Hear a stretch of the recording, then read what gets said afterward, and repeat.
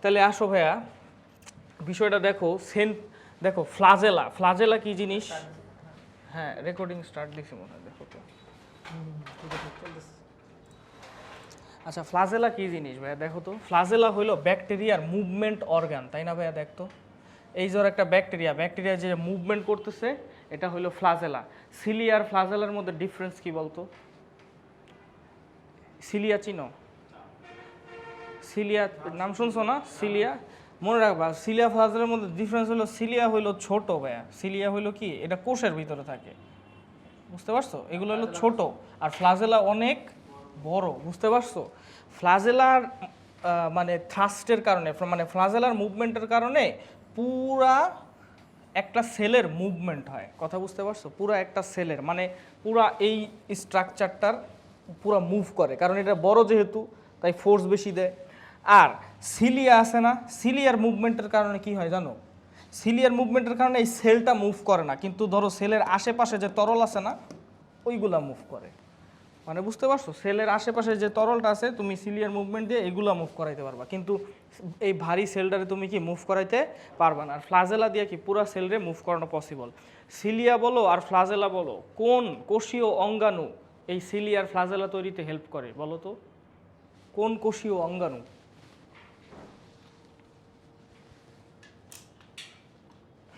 কোন কোষীয় অঙ্গাণু? এটা তো পারা উচিত। সেন্ট্রিওল। এই পরনে সেন্ট্রিওল কি তৈরি করে জানো? সেন্ট্রিওল কি দিয়ে তৈরি জানো?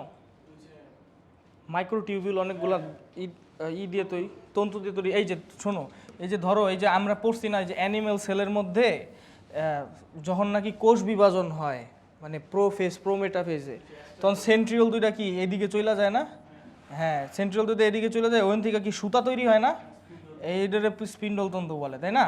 তার মানে কি সেন্ট্রিওল এইসব সুতা টাইপের জিনিসপত্র তৈরি করতে পারে, বুঝতে পারছো? তাহলে ফ্লাজেলা কি সুতা টাইপ, সিলিয়া হইলো সুতা টাইপ, তাহলে সেন্ট্রিওল এগুলাই তৈরি করে, বুঝতে পারছো? তাহলে সেন্ট্রিওল হইলো কি করে? ফ্লাজেলা তৈরি করে। এখন ভাইয়া এই সেন্ট্রিওল, ধরো সেন্ট্রিওল মানে কি করে জানো? ফ্লাজেলা কেমনে তৈরি হয় আমি একটু দেখাই। ধরো সেন্ট্রিওল মানে সেন্ট্রিওল নিজেই একবারে ধরো এখানে সেন্ট্রিওলটা আছে, হ্যাঁ ও কি করব এই জায়গায় মুভ করে এইখানে নিজের প্লেস করে দিব। আমার কথা কি বুঝতে পারছো? ঠিক আছে। আবার এরপরে আমরা জানি কি সেন্ট্রিওল থেকে কি তৈরি হয়? সুতা তৈরি হয়। তারপরে ও আস্তে করে এখান থেকে একটা সুতা তৈরি করবো, তো হয়ে গেল না ফ্লাজেলা ভাইয়া? বলো তো, স্টে ইন দ্য কল দাও। বুঝতে পারছো? হয়ে গেল ফ্লাজেলা।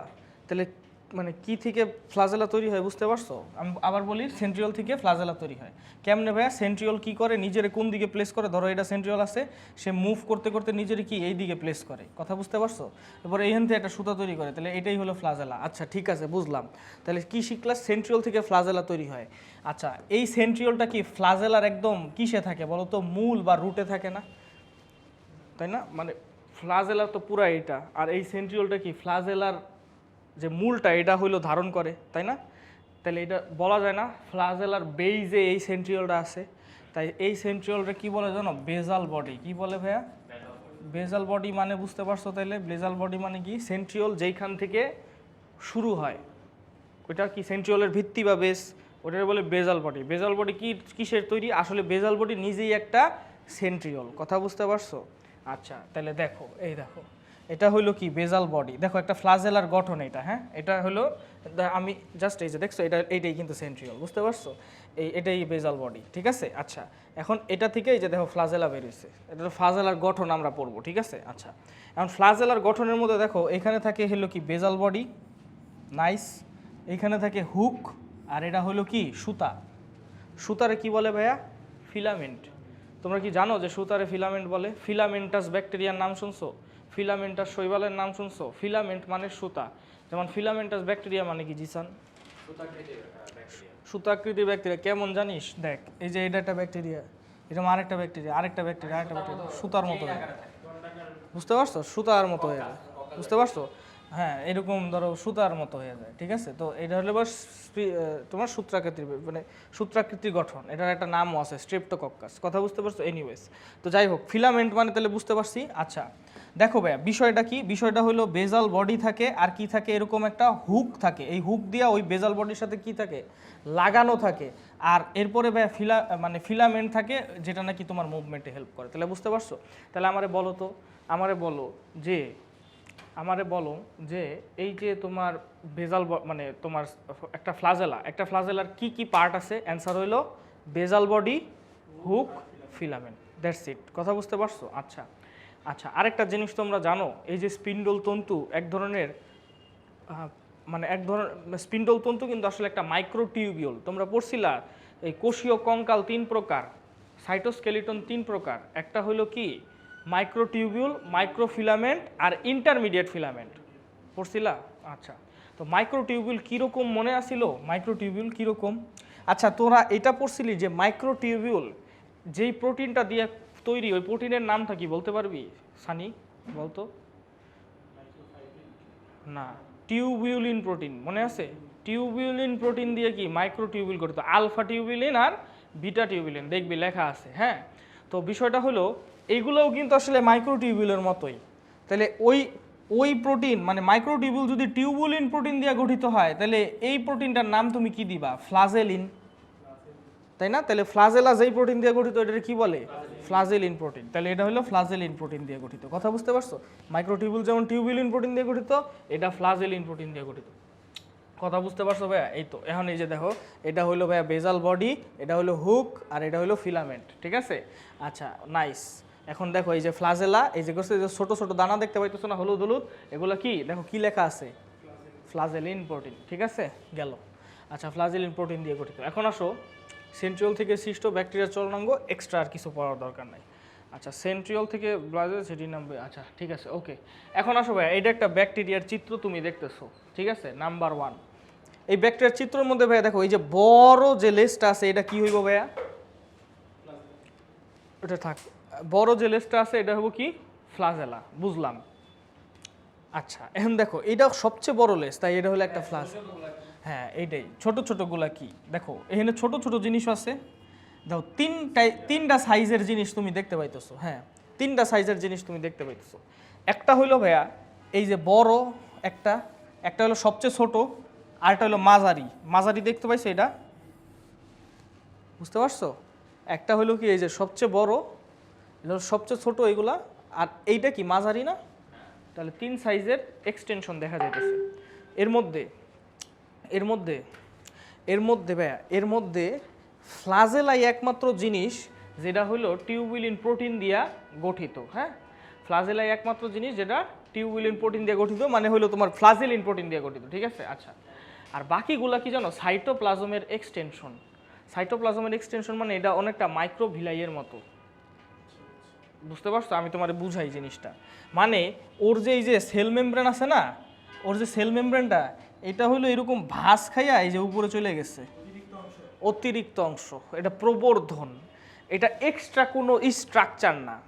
মানে ও কি এই ফ্লাজেলাটা কি একটা এক্সট্রা স্ট্রাকচার না? মানে কঠিন একটা এক্সট্রা স্ট্রাকচার, দণ্ডের মতো, আর এটা হলো এইটারই একটা প্রবর্ধন।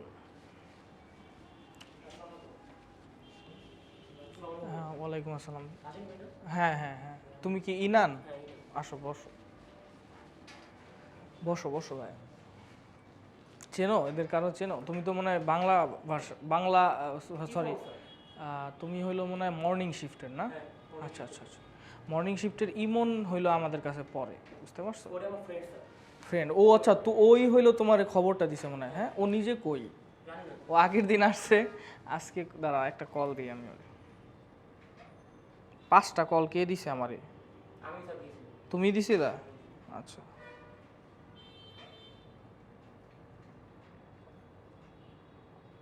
শাহরিয়ার নামে সেভ করা, শাহু।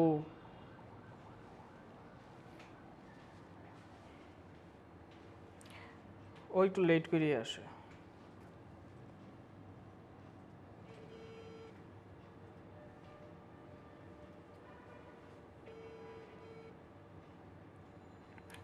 তাহলে ভাইয়া আমরা যেটা বলতেছিলাম, বুঝছো, যে এইগুলা হইলো সাইটোপ্লাজমের এক্সটেনশন, হ্যাঁ। এই আঙ্গুলের মতো এইগুলারে বলে ফিমব্রি, বুঝতে পারছো?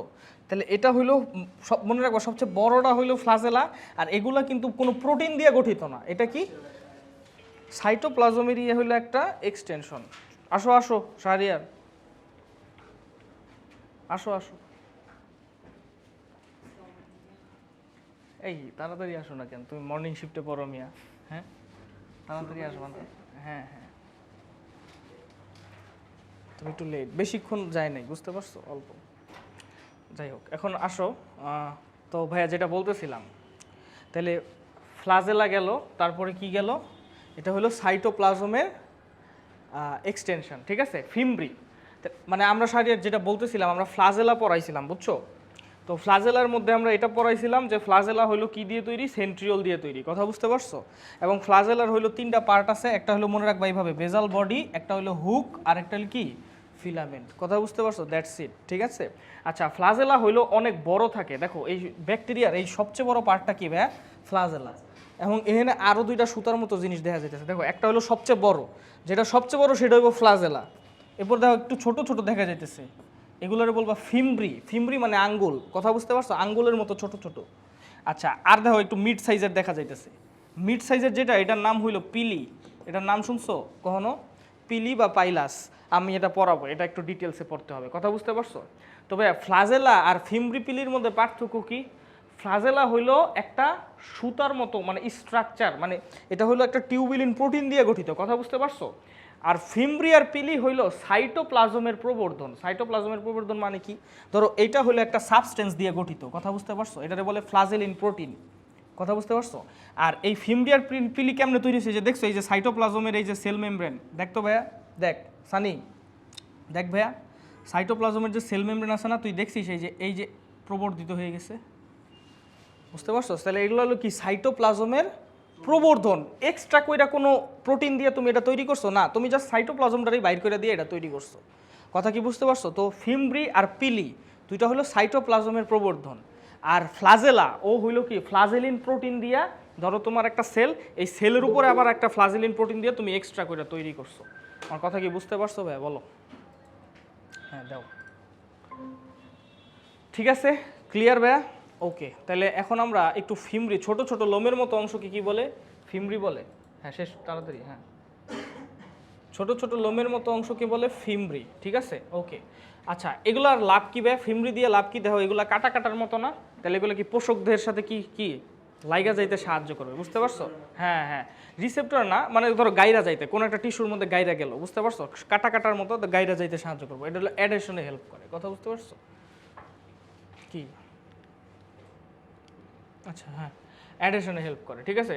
পিলি হলো কিছু ব্যাকটেরিয়া উপস্থিত বড় পাইপের মতো অংশ। বড় পাইপের মতো বলতে ভাইয়া, ছোট সাইটোপ্লাজমিক প্রবর্ধনরে তুমি কি বলতেছো, ফিমব্রি। আর একটু বড় সাইটোপ্লাজমিক প্রবর্ধনরে তুমি কি বলতেছো ভাইয়া, বলতো পিলি, কথা বুঝতে পারছো? দেখো এইটা কিন্তু পিলি, এই যে এটাও কিন্তু সাইটোপ্লাজম থেকেই বের হয়েছে, তুমি কি দেখতে পাইতেছো? এটাও কিন্তু সাইটোপ্লাজম থেকে বের হয়েছে, ঠিক আছে। তাহলে বড় সাইটোপ্লাজমিক প্রবর্ধনরে তুমি বলতেছো পিলি। আর ফ্লাজেলা কি ভাইয়া, ওটা কি বেজাল বডি থেকে প্রোটিন তৈরি হওয়ার মাধ্যমে বের হয়েছে। এই ধরতে পারছো, বুঝতে পারছো তোমরা সবাই, বলো তো জিসান? আচ্ছা, তাহলে ভাইয়া এখন আমরা পিলির একটা কাজ বলি ভাইয়া, পিলির কাজ কি ভাইয়া? পিলিও তো এরকম কাটার মতোই একটা জিনিস, তাহলে এটাও কি পোষক দেহের সাথে যুক্ত হইতে হেল্প করবে, কথা বুঝতে পারছো? এছাড়াও পিলি আরেকটা কাজ করে, পিলি আরেকটা কি কাজ করে জানো? এটা কনজুগেশনে হেল্প করে। কনজুগেশন মানে কি ভাইয়া? কনজুগেশন হলো ব্যাকটেরিয়ার একটা টাইপের জনন, কথা বুঝতে পারছো? জনন মানে ধরো ওর কি এইরকম কাটা আছে, তো ও আরেকটা ব্যাকটেরিয়ার মধ্যে কাটা ঢুকাই দিয়া, বুঝতে পারছো, জেনেটিক ম্যাটেরিয়াল ট্রান্সফার করে, কথা বুঝতে পারছো? মানে জিনিসটা তো রিলেট করতে পারতেছো তোমরা। যাই হোক, এখন দেখো কনজুগেশনে হেল্প করে। তো এটা হলো ভাইয়া, দেখো এটা ধরো পিলি, এগুলা হলো কি ভাইয়া, এগুলো হইলো ধরো পিলি। তাহলে পিলি অথবা ফিমরি, তো যেটাই বলো, এই কাটাগুলা কি ভাইয়া, এই যে ধরো একটা টিস্যু, এটা ধরো পোষক দেহেরই একটা টিস্যুর সাথে কি গাইরা যাইতে হেল্প করতে পারে না, এগুলো গাইরে গিয়ে লেগে যাইতে পারে না, কথা বুঝতে পারছো? তাহলে পিলির কাজ কি ভাইয়া, পোষক দেহের সাথে যুক্ত হইতে বা অ্যাডহেশনে হেল্প করে, ঠিক আছে। আর কি কাজ করে ভাইয়া বলো তো পিলি? অন্য একটা ব্যাকটেরিয়ার মধ্যে যদি পিলি ঢুকাই দেয়, তাহলে ধরো আমি বলি, হ্যাঁ ধরো এটা আরেকটা ব্যাকটেরিয়া, এটার মধ্যে পিলি ঢুকাই দিছে, ঠিক আছে, এই যে এই গোল একটা ব্যাকটেরিয়া, হ্যাঁ। এখন এইখান থেকে এই যে দেখো, এই যে ডিএনএটা আস্তে আস্তে এখান দিয়ে ট্রান্সফার করে এটার ভিতরে ঢুকাই দিল, কথা বুঝতে পারছো? তাহলে কি এটারে কি বলে? কনজুগেশন। কনজুগেশন মানে কি ভাই? জেনেটিক ম্যাটেরিয়াল অন্যদিকে ট্রান্সফার করা, এটারে বলে যৌন জনন টাইপের জিনিস। আসো, কি অবস্থা? তুমি আসো, পরে 1 মাস পরে আবার আবার আসো। কলেজে যায় না তাহলে তো মানে প্রাইভেটে আসার কথা, ও তো এখানেও আসে না। হ্যাঁ, এটা কি? ও, এটা কি আমাদের কিছু? ও হ্যাঁ, আচ্ছা এনিওয়েজ। তাহলে ভাইয়া দেখো, তাহলে কি কি বললাম, তুমি পিলি যদি ঢুকাই দাও, ঢুকাই দিলে কি ব্যাকটেরিয়ার জেনেটিক ম্যাটেরিয়াল ট্রান্সফার হয়। কেমনে হয় দেখো, ধরো এই যে একটা ব্যাকটেরিয়া, এই ব্যাকটেরিয়ার এটা কি ভাইয়া? পিলি না? এটা পিলি আছে তাই না? এখন দেখো এটা আস্তেই করে যদি এটার ভিতরে ঢুকাই দেয়, বুঝতে পারতেছো? সাদ কি দেখতে পাইতেছো? সাদ আছে আছে, সাদ দেখতে পাইতেছো? হ্যাঁ হ্যাঁ, তাহলে দেখো এই যে পিলি, এই পিলিটা যদি আস্তে করে ওটার মধ্যে কি পুশ করে ঢুকায় দেয়, ঢুকায়া এই যে ব্যাকটেরিয়ার একটা জেনেটিক ম্যাটেরিয়াল আছে, নাম হলো প্লাজমিড। এটা কি জানো তোমরা? চিনো প্লাজমিড? চিনো প্লাজমিড? চিনো না? বৃত্তাকার ডিএনএ বলছো না, ব্যাকটেরিয়ার একটা বৃত্তাকার ডিএনএ আছে। এই ছোটবেলায় পড়ো না ক্লাস 9-10-এ, এই যে কি বৃত্তাকার প্লাজমিড ডিএনএ দিয়ে জেনেটিক ইঞ্জিনিয়ারিং করা হয়, মনে আছে? তাহলে এই প্লাজমিড ডিএনএটারে আস্তে করে আমি কি এইখান থেকে ট্রান্সফার করে এটার ভিতরে ঢুকাই দিতে পারি। কথা বুঝতে পারছো? কিসের মাধ্যমে ভাইয়া? থ্রু পিলি। তাহলে এইটারে বলে কনজুগেশন। দেখো এখানে কি জেনেটিক ম্যাটেরিয়াল ট্রান্সফার হয়েছে না? তো জেনেটিক ম্যাটেরিয়াল ট্রান্সফার হওয়া কি এক ধরনের জনন বা রিপ্রোডাকশন। কথা বুঝতে পারছো?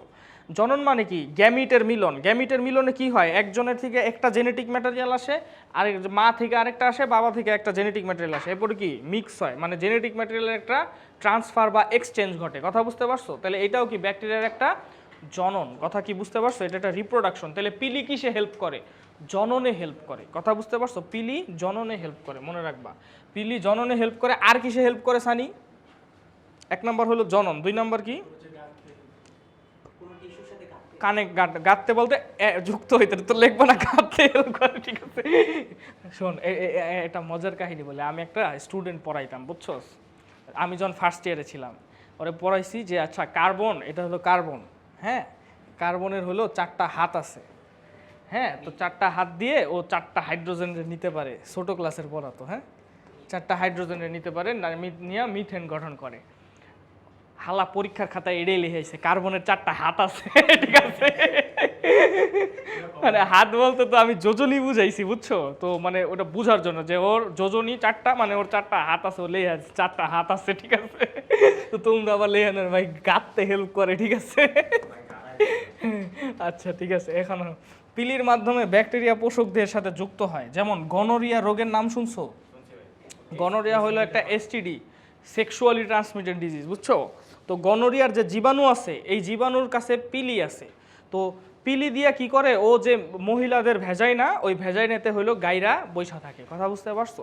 তো এই গনোরিয়া হইলো, যদি তোমার আস করে কেউ একটা কোশ্চেন আস করে যে বলো তো এমন একটা ব্যাকটেরিয়ার উদাহরণ দাও যেটার পিলি আছে এবং যেটা পিলির মাধ্যমে পোষকদের সাথে যুক্ত হয়, অ্যান্সার হবে কি? গনোরিয়ার ব্যাকটেরিয়া। গনোরিয়ার ব্যাকটেরিয়ার নামটা জানো? নাইজেরিয়া গনোরি। বুঝতে পারছো? নাইজেরিয়া গনোরি, এটা পড়বা, সমস্যা নাই। দেখো আচ্ছা, মেসোজোম। আচ্ছা আমার একটু বলো তো, মেসোজোম পড়ানোর আগে আমি তোমাদের কাছে জানতে চাই, মেসো শব্দের অর্থ কি? মাঝখানে, গুড। আর সোম মানে কি ভাইয়া? সোমা মানে কি? বডি। সোমা মানে বডি না? সোমাটিক মানে কি? দেহে। সোমাটিক সেল মানে কি? দেহকোষ। তাহলে বডির সেল। কথা বুঝতে পারছো? তাহলে মেসোজোম মানে কি? এমন একটা বডির পার্ট যেটা কি মাঝখানে আছে, এই যে, বুঝতে পারছো? তাহলে দেখো মেসোজোম হলো কি আছে, এই যে দেখো, এই যে মাঝখানে আছে, দেখছো? মানে ওর যে কোষ ঝিল্লিটা আছে না, ওর কোষ ঝিল্লিটাই ভিতরের দিকে কি হয়ে গেছে? ভাঁজ খেয়ে গেছে। ওর কোষ ঝিল্লিটা ভিতরের দিকে ভাঁজ খেয়ে কি গঠন করছে? মেসোজোম গঠন করছে। আমার কি কথা বুঝতে পারছো? বলো তো ভাইয়া। আচ্ছা মেসোজোমের কাজ কি হইতে পারে বলো তো? মেসোজোমের কাজ কি হইতে পারে? ইজিলি মনে রাখার জন্য এইভাবে মনে রাখবা, এই যে মেসোজোম কি ভিতরের দিকে ভাঁজ খাইছে না, তাহলে এই ভাঁজটা যদি ফিউচারে আরও বড় হয় এবং এরকম করা যায়, তো দুইটা কি হয়ে যাবো? আলাদা হয়ে যাবো। তাহলে মেসোজোমের কাজ কি হইতে পারে ভাইয়া? ডিভিশন করা, ডিভিশন, হ্যাঁ, কোষ বিভাজন করা। কথা বুঝতে পারছো? এটা হলো ইজিলি মনে রাখবা। তবে মেসোজোম হলো বাইনারি, এই মানে ব্যাকটেরিয়ার এই যে মাঝখান দিয়ে ভাগ হয়ে যাওয়া, মাঝখান দিয়ে ভাগ হয়ে দুইটা আলাদা হয়ে যাওয়া, এটারে কি বলে জানো? দ্বিবিভাজন বলে। নাম শুনছো? Binary fission. বাইনারি মানে কি? মানে এই কোষটা 2 ভাগে ভাগ হইতেছে, তাই বলে বাইনারি। বাইনারি মানে 2। আর ফিশন মানে কি? ফিশন, ফিশন মানে বুঝছো এই যে বাইনারি ফিশন। ফিশন মানে কি আর ফিউশন মানে কি জানো তো? ফিশন মানে ভাঙা আর ফিউশন মানে কি যুক্ত হওয়া। কথা বুঝতে পারছো? তাহলে ভাইয়া এটা কি বাইনারি ফিশন মানে কি এই ব্যাকটেরিয়ার সেলটা মেসোজোম এক্সটেন্ড হয়ে কি দুই ভাগে ভাগ হয়ে যাইতেছে, এটাকে কি বলে বাইনারি ফিশন। তাহলে মেসোজোম কিসে হেল্প করে ভাইয়া? বাইনারি ফিশনে হেল্প করে। আচ্ছা এখন আমরা দেখাবো যে বাইনারি ফিশনটা কেমনে হয়, এটা কিন্তু তোমাদের পড়তে হবে ভাইয়া। মানে মানে তুমি বলতে পারো যে explain the process of binary fission. কথা বুঝতে পারছো যে বাইনারি ফিশনের প্রসেসটা কেমনে হয় এভাবেই করো, তখন কিন্তু ভাইয়া এইভাবে বলবো যে এটা এক্সটেন্ড হয়েছে, এটা এক্সটেন্ড হয়ে আলাদা হয়ে গেছে। এটা কিন্তু আমি কি বলছি সহজে মনে রাখার জন্য, তাই না? তাহলে এখন বাইনারি ফিশনটা কেমনে হয় দেখো। প্রথমে যদি তুমি দুইটা কোষ তৈরি করতে চাও ভাইয়া সারিয়ার, তাহলে তোমার কি ডিএনএটারে ডাবল করা লাগবে না? কারণ ডিএনএ যদি ডাবল না করো, এই জায়গায় যদি আর একটা কপি না দাও, তাহলে কি দুইটা কোষ নিলে এটা কি সার্ভাইভ করবে? জেনেটিক ম্যাটেরিয়াল ছাড়া ইনান সার্ভাইভ করবে না। তাইলে ভাইয়া প্রথম কাজ কি ভাইয়া? এই ডিএনএটারে, এই যে ব্যাকটেরিয়ার যে ডিএনএটা আছে, এই ডিএনএটারে কি করা? ডাবল করা। অর্থাৎ ডিএনএ কি করা? রেপ্লিকেশন করা। গুড। ডিএনএ রেপ্লিকেশনের জন্য কি এনজাইম লাগে ভাইয়া? DNA polymerase. গুড। তাহলে ভাইয়া এখানে একটা ডিএনএ পলিমারেজ আছে তোমার, অবশ্যই ব্যাকটেরিয়ার কোষে কি ডিএনএ পলিমারেজ আছে। আচ্ছা এই ব্যাকটেরিয়ার কোষে যে ডিএনএ পলিমারেজটা না, এটা আস্তে কইরা যায় মেসোজোমের মধ্যে বৈশা যায় এভাবে। বুঝতে পারছো? এভাবে বৈশা যায় কি হিসেবে? ইন্টিগ্রাল প্রোটিন হিসেবে বৈশা যায়। বৈশা যাওয়ার পরে কি হবে ভাইয়া? বৈশা যাওয়ার পরে এই ডিএনএ পলি, এই যে দেখছো এই যে হলুদটা দেখতে পাইতেছো, এই যে একটা হলুদ জিনিস, এই যে দেখো এটা ডিএনএ পলিমারেজ, বুঝছো? এটা এখানে বৈশা গেছে। বসে যাওয়ার পরে কি হয়েছে ভাইয়া? এই ডিএনএটা এসে ডিএনএ পলিমারেজের সাথে ধরো লাগলো। লাগার পর কি এ আস্তে আস্তে সামনে স্ক্যান করতে থাকবে, মানে এটা এমনি ঘুরতে থাকবো। আর মানে আস্তে আস্তে সুতার মতো না, সুতা তাহলে এই ধরো ডিএনএ পলিমারেজ, তো ডিএনএ পলিমারেজের সুতা ঢুকবো, সুতা বাইরে বই স্ক্যান হয়ে হয়ে বাইরে বো, আর ডিএনএ কি হইতে থাকবো? ডাবল হইতে থাকবো। কারণ ডিএনএ পলিমারেজের কাজ হলো ডিএনএ কি করা? রেপ্লিকেশন করা, তাই না? তাহলে ডিএনএ রেপ্লিকেশন করলে ডিএনএ কি এই যে একের থেকে দুই হয়ে গেছে, দেখছো? এখন দুইটা কয়টা সুতা আছে? এখন পুরো কপি করে দুইটা বানাই ফেলছে, ঠিক আছে? এখন আমার কাজ হলো এই সুতাটার এই সাইডে নেওয়া, এই সুতাটার কি এই সাইডে নেওয়া। তাহলে এখন কি হবে? এখন বলো তো কি হবে? মেসোজোমও দুই ভাগে ভাগ হয়ে যাবে। বুঝতে পারছো? মেসোজোম দুই ভাগে ভাগ হয়ে এই মেসোজোমটা এইদিকে মুভ করবো, এই মেসোজোমটা কি এইদিকে মুভ করব। কথা কি বুঝতে পারছো? এই মেসোজোমটা যদি এইদিকে মুভ করে, এই মেসোজোমটা যদি এইদিকে মুভ করে, তাহলে দেখছো দুইজন আলাদা হয়ে যেতেছে আস্তে আস্তে। কথা বুঝতে পারছো? দুইটা আলাদা হয়ে যেতেছে, আলাদা হয়ে এভাবে আলাদা হয়ে যায়। আলাদা হয়ে যাওয়ার পর কি ভাই? মাঝখানে একটা খাঁজ তৈরি হয়। মাঝখানে খাঁজ তৈরি হওয়ার পরে তোমার এটা কি হয়ে যায়? আস্তে করে ঠাস করে আলাদা হয়ে যায়। বুঝতে পারছো? মাঝখানে ওই যে প্রাণীর নর্মাল, বুঝতে পারছো? ওই যে এটা ওই যে সাইটোকাইনেসিসের মতো অ্যানিমাল সেলে যে মাছ বরাবর একটা কি ভাঁজ তৈরি হয়, ভাঁজ তৈরি হয়ে কি দুইটা কোষ এই যুক্ত হয়ে আলাদা হয়ে যায়। কিন্তু ভাই এখনও দেখো তো, এখনও কি এই দুইটা কোষ আলাদা হয়েছে, ঠিক আছে, কিন্তু এটার শেপ কি আগের মাতৃকোষের মতো আছে? মাতৃকোষের শেপটা কি সুন্দর মতো এরকম ছিল না? এরকম একটা এরকম ধরো রডের মতো একটা, তাই না? কিন্তু কিন্তু এই শেপটা কি ভাইয়া? এটা ভাগ হয়ে গেছে, ঠিক আছে, কিন্তু এই শেপটা কি রডের মতো হয়েছে? হয় নাই। তাহলে এই কোষটা রড শেপ মানে আকার তার ধারণ করতে হবে। সে কিভাবে ধারণ করবে তোমার একটু বুঝাই, একটা প্রেশার সম্পর্কে তোমার আইডিয়া দেই। দেখো ভাইয়া, আমি যদি ধরো এই কোষের ভিতরে যদি বেশি পানি ঢুকাই, তাহলে কোষের ভিতরে পানির পরিমাণ কি হবে? আচ্ছা, কোষের ভিতরে পানির পরিমাণ যদি বাড়ে, তাহলে এই পানি কি এই কোষ ঝিল্লি এবং কোষ প্রাচীরের উপরে একটা চাপ দিবে কি দিবে না বলো? অবশ্যই দিবে। তুমি জানো যে কোনো ধরো বেলুনের মধ্যে যদি পানি ভরো, বেলুন কেন ফুলে? কারণ বেলুনের মধ্যে পানি ভরার পর ভাইয়া বেলুন হইলো, বেলুনের প্রাচীরে কি দেয়? একটা প্রেশার দেয়, চাপ দেয়। তেমনই ভাইয়া কোষের মধ্যে পানি ভরার কারণে, মানে কোষে যদি পানির পরিমাণ কি হয়ে যায়? বেড়ে যায়, তখন এই কোষ মানে কোষের মধ্যে পানির পরিমাণ বাড়ুক আর কমুক, পানি তো থাকেই, 70% তো পানি। তো ওই পানি কিন্তু ভাইয়া এই কোষ প্রাচীরের উপরে একটা প্রেশার ক্রিয়েট করে রাখে। কথা বুঝতে পারছো? এই প্রেশারটার নাম হইল টার্গার প্রেশার। নাম কি ভাইয়া? টার্গার প্রেশার। তাহলে টার্গার প্রেশার মানে কি ভাইয়া? কোষস্থ দ্রবণ বা কোষস্থ প্রাণী কোষ প্রাচীরের উপরে যে প্রেশার দেয়, এটাকে কি বলে? টার্গার প্রেশার। টার্গার প্রেশারের কারণে কোষের শেপ মেনটেন হয়। নইলে তো ভাই একদিক দিয়ে চুপসায় যাইতো, তাই না? ধরো এই সাইড দিয়ে যদি টোটাল মানে সব জায়গায় কি সমান প্রেশার থাকে না? সব জায়গায় সমান প্রেশার দেওয়ার কারণে সব জায়গায় সমান একটা শেপ মেনটেন হয়। আর যদি ভাই এই সাইডে কম প্রেশার থাকতো, তাহলে এই সাইডটা কি চুপসায় যাইতো। এই সাইডে বেশি প্রেশার থাকলে এই সাইডটা বেলুনের মতো বাইরে যেত, তাই না ভাইয়া? বুঝতে পারছো? তার মানে কি?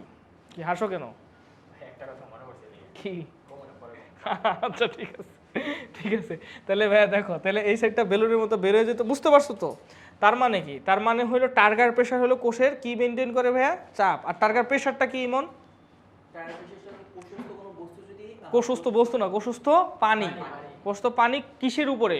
সবচেয়ে বাইরে কি আছে? কোষ প্রাচীরের উপরে যে প্রেশার দেয়, কথা বুঝছো, এটা টার্গার প্রেশার বলে। এখন দেখো ভাইয়া, এই ব্যাকটেরিয়ার কোষে কি ভাইয়া, ব্যাকটেরিয়া যে কোষস্থ, আচ্ছা ব্যাকটেরিয়ার কোষে কি ভাইয়া পানি নাই? অবশ্যই আছে। তাহলে ভাইয়া এই দিকে যেই প্রেশার দেয়, এই দিকে কি সেম প্রেশার দেয়?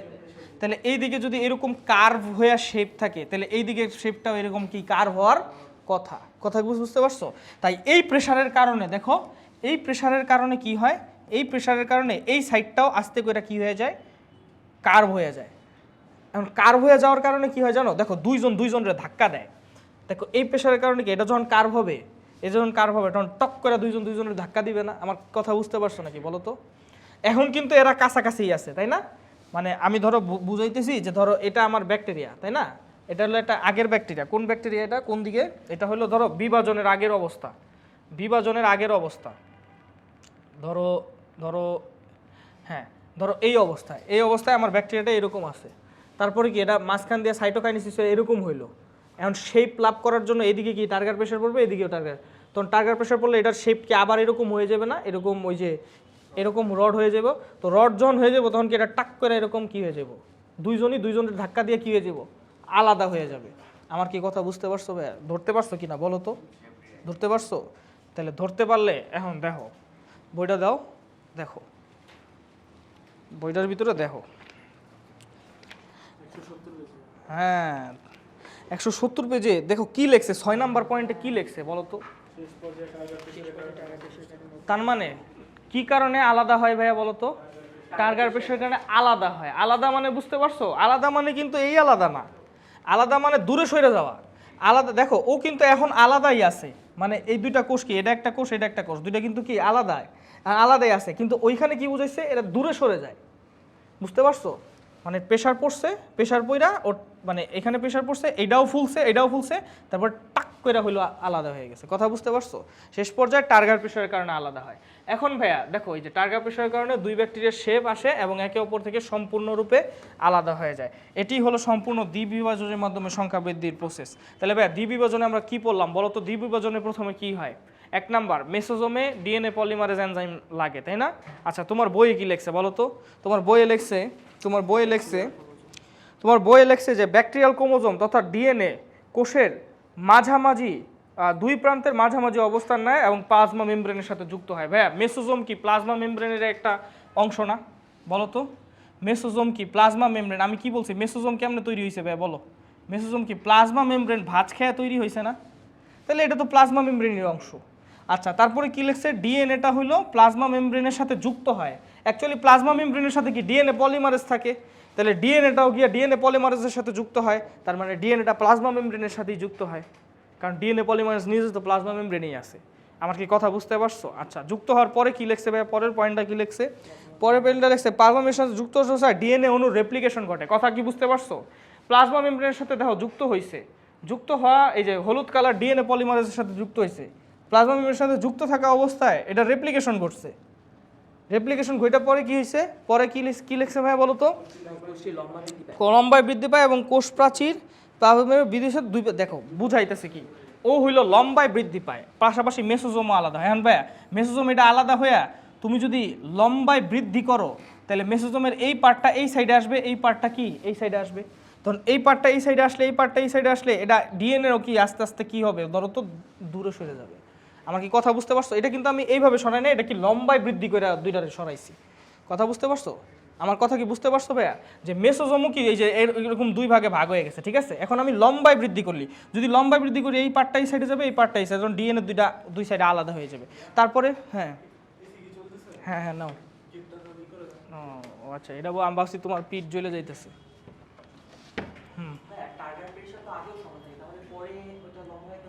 টার্গার প্রেশার, এই যে টার্গার প্রেশার সমান থাকার কারণে ভাইয়া এই যে শেপটা আছে, শেপ তো এরকমই, শেপ এরকমই আছে, কিন্তু পরে সমস্যাটা কি হয় জানো? এই যে এরকম ভাঁজ হওয়ার কারণে, মাঝখান দিয়ে ভাঁজ হওয়ার কারণে দেখো এই সাইডের শেপ ঠিক আছে এই কোষটার জন্য, কিন্তু এই সাইড কি একেবারে এরকম হয়ে গেছে না? এই সাইডের শেপটা কি এরকম আছে, কার কার্ব নাই, তাহলে টার্গেট প্রেশারের কারণে কি হয়, এটা কার্ব হয়ে যায়, ওইটাও কার্ব হয়ে যায়, তাই দুইটা আলাদা হয়ে যায়। কথা কি বুঝতে পারছো? তাহলে এটা ছিল ডি বিভাজন ভাইয়া, মনে থাকবে বলো তো? পারবা না? এই তো পারতে হইব, ঠিক আছে। এখন আসো একটা জিনিস তোমাদের একটু মজার জিনিস একটু বলি, হ্যাঁ। তোমরা কি ইলেকট্রন ট্রান্সপোর্ট চেইন পড়ছিলা ছোটবেলায়? ইলেকট্রন ট্রান্সপোর্ট চেইনটা কই থাকে বলো তো? হ্যাঁ, সবার শেষে পরে এটা মাইটোকন্ড্রিয়ায় কোথায় থাকে বলো তো? এটা মাইটোকন্ড্রিয়ার এটা হলো, হ্যাঁ, অক্সিজমই হলো এটা তৈরি করে। অক্সিজম কই থাকে বলতো? মাইটোকন্ড্রিয়ার কই থাকে? এটা কি মাইটোকন্ড্রিয়ার ম্যাট্রিক্সে থাকে নাকি কোথায় থাকে? এটা মাইটোকন্ড্রিয়া কিন্তু দুইটা মেমব্রেন আছে ভাই, মনে আছে? এই যে দেখো মাইটোকন্ড্রিয়ার দুইটা মেমব্রেন আছে, এটা বাইরের মেমব্রেন আর দেখো ভিতরের মেমব্রেনটা কি এরকম ভাঁজ খাওয়া, তাই না? এই ভাঁজ খাওয়া কেন? কারণ হলো সারফেস এরিয়া বৃদ্ধি পায়। সারফেস এরিয়া মানে কি, যে এটারে কাইটা তুমি মানে বাইরের মেমব্রেনের কাইটা তুমি সুতার মতো আলাদা করো আর এটারে কাইটা সুতার মতো আলাদা করো, কোনটার লেন্থ বেশি হইব? ভিতরেরটা, কারণ এটা সারফেস এরিয়া বেশি। সারফেস এরিয়া বেশি থাকার কারণ হইলো এগুলোর মধ্যে অক্সিজম বেশি থাকে। আচ্ছা, অক্সিজম বেশি কী ভাই? অক্সিজম হইলো এক ধরনের প্রোটিন। এইটাই সেই প্রোটিনগুলা, এটাই সেই ইলেকট্রন ট্রান্সপোর্ট চেইন। যে ইলেকট্রন ট্রান্সপোর্ট চেইনের মধ্যে ইলেকট্রন ধরো এটার থেকে এটাই লাফায়, এটার থেকে এটাই লাফায়, এটার থেকে এটা লাফায়, এভাবে ইলেকট্রন কি গতিশক্তি লাভ করে না? তো ইলেকট্রনের গতিশক্তিটারে আমরা কিসে কনভার্ট করি?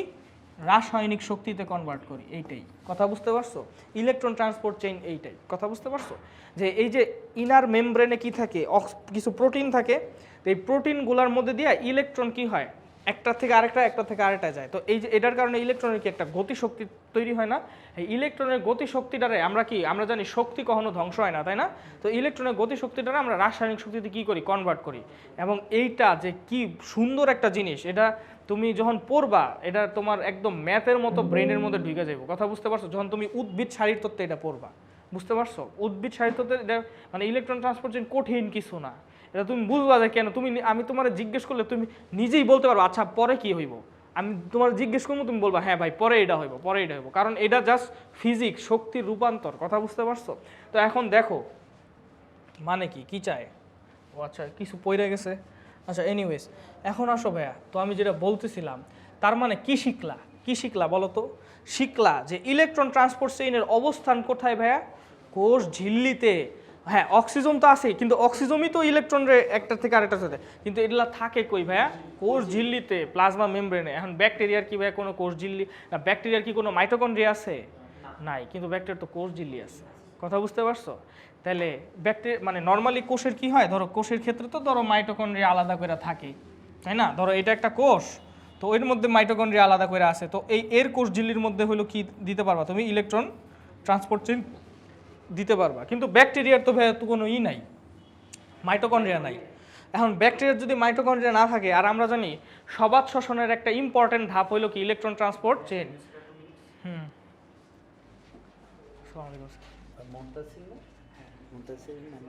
আচ্ছা স্যার, আমার যে ফিজিক্স নিলে যে ও ছেলেটার নাম কি? নাহিয়ান। নাহিয়ান।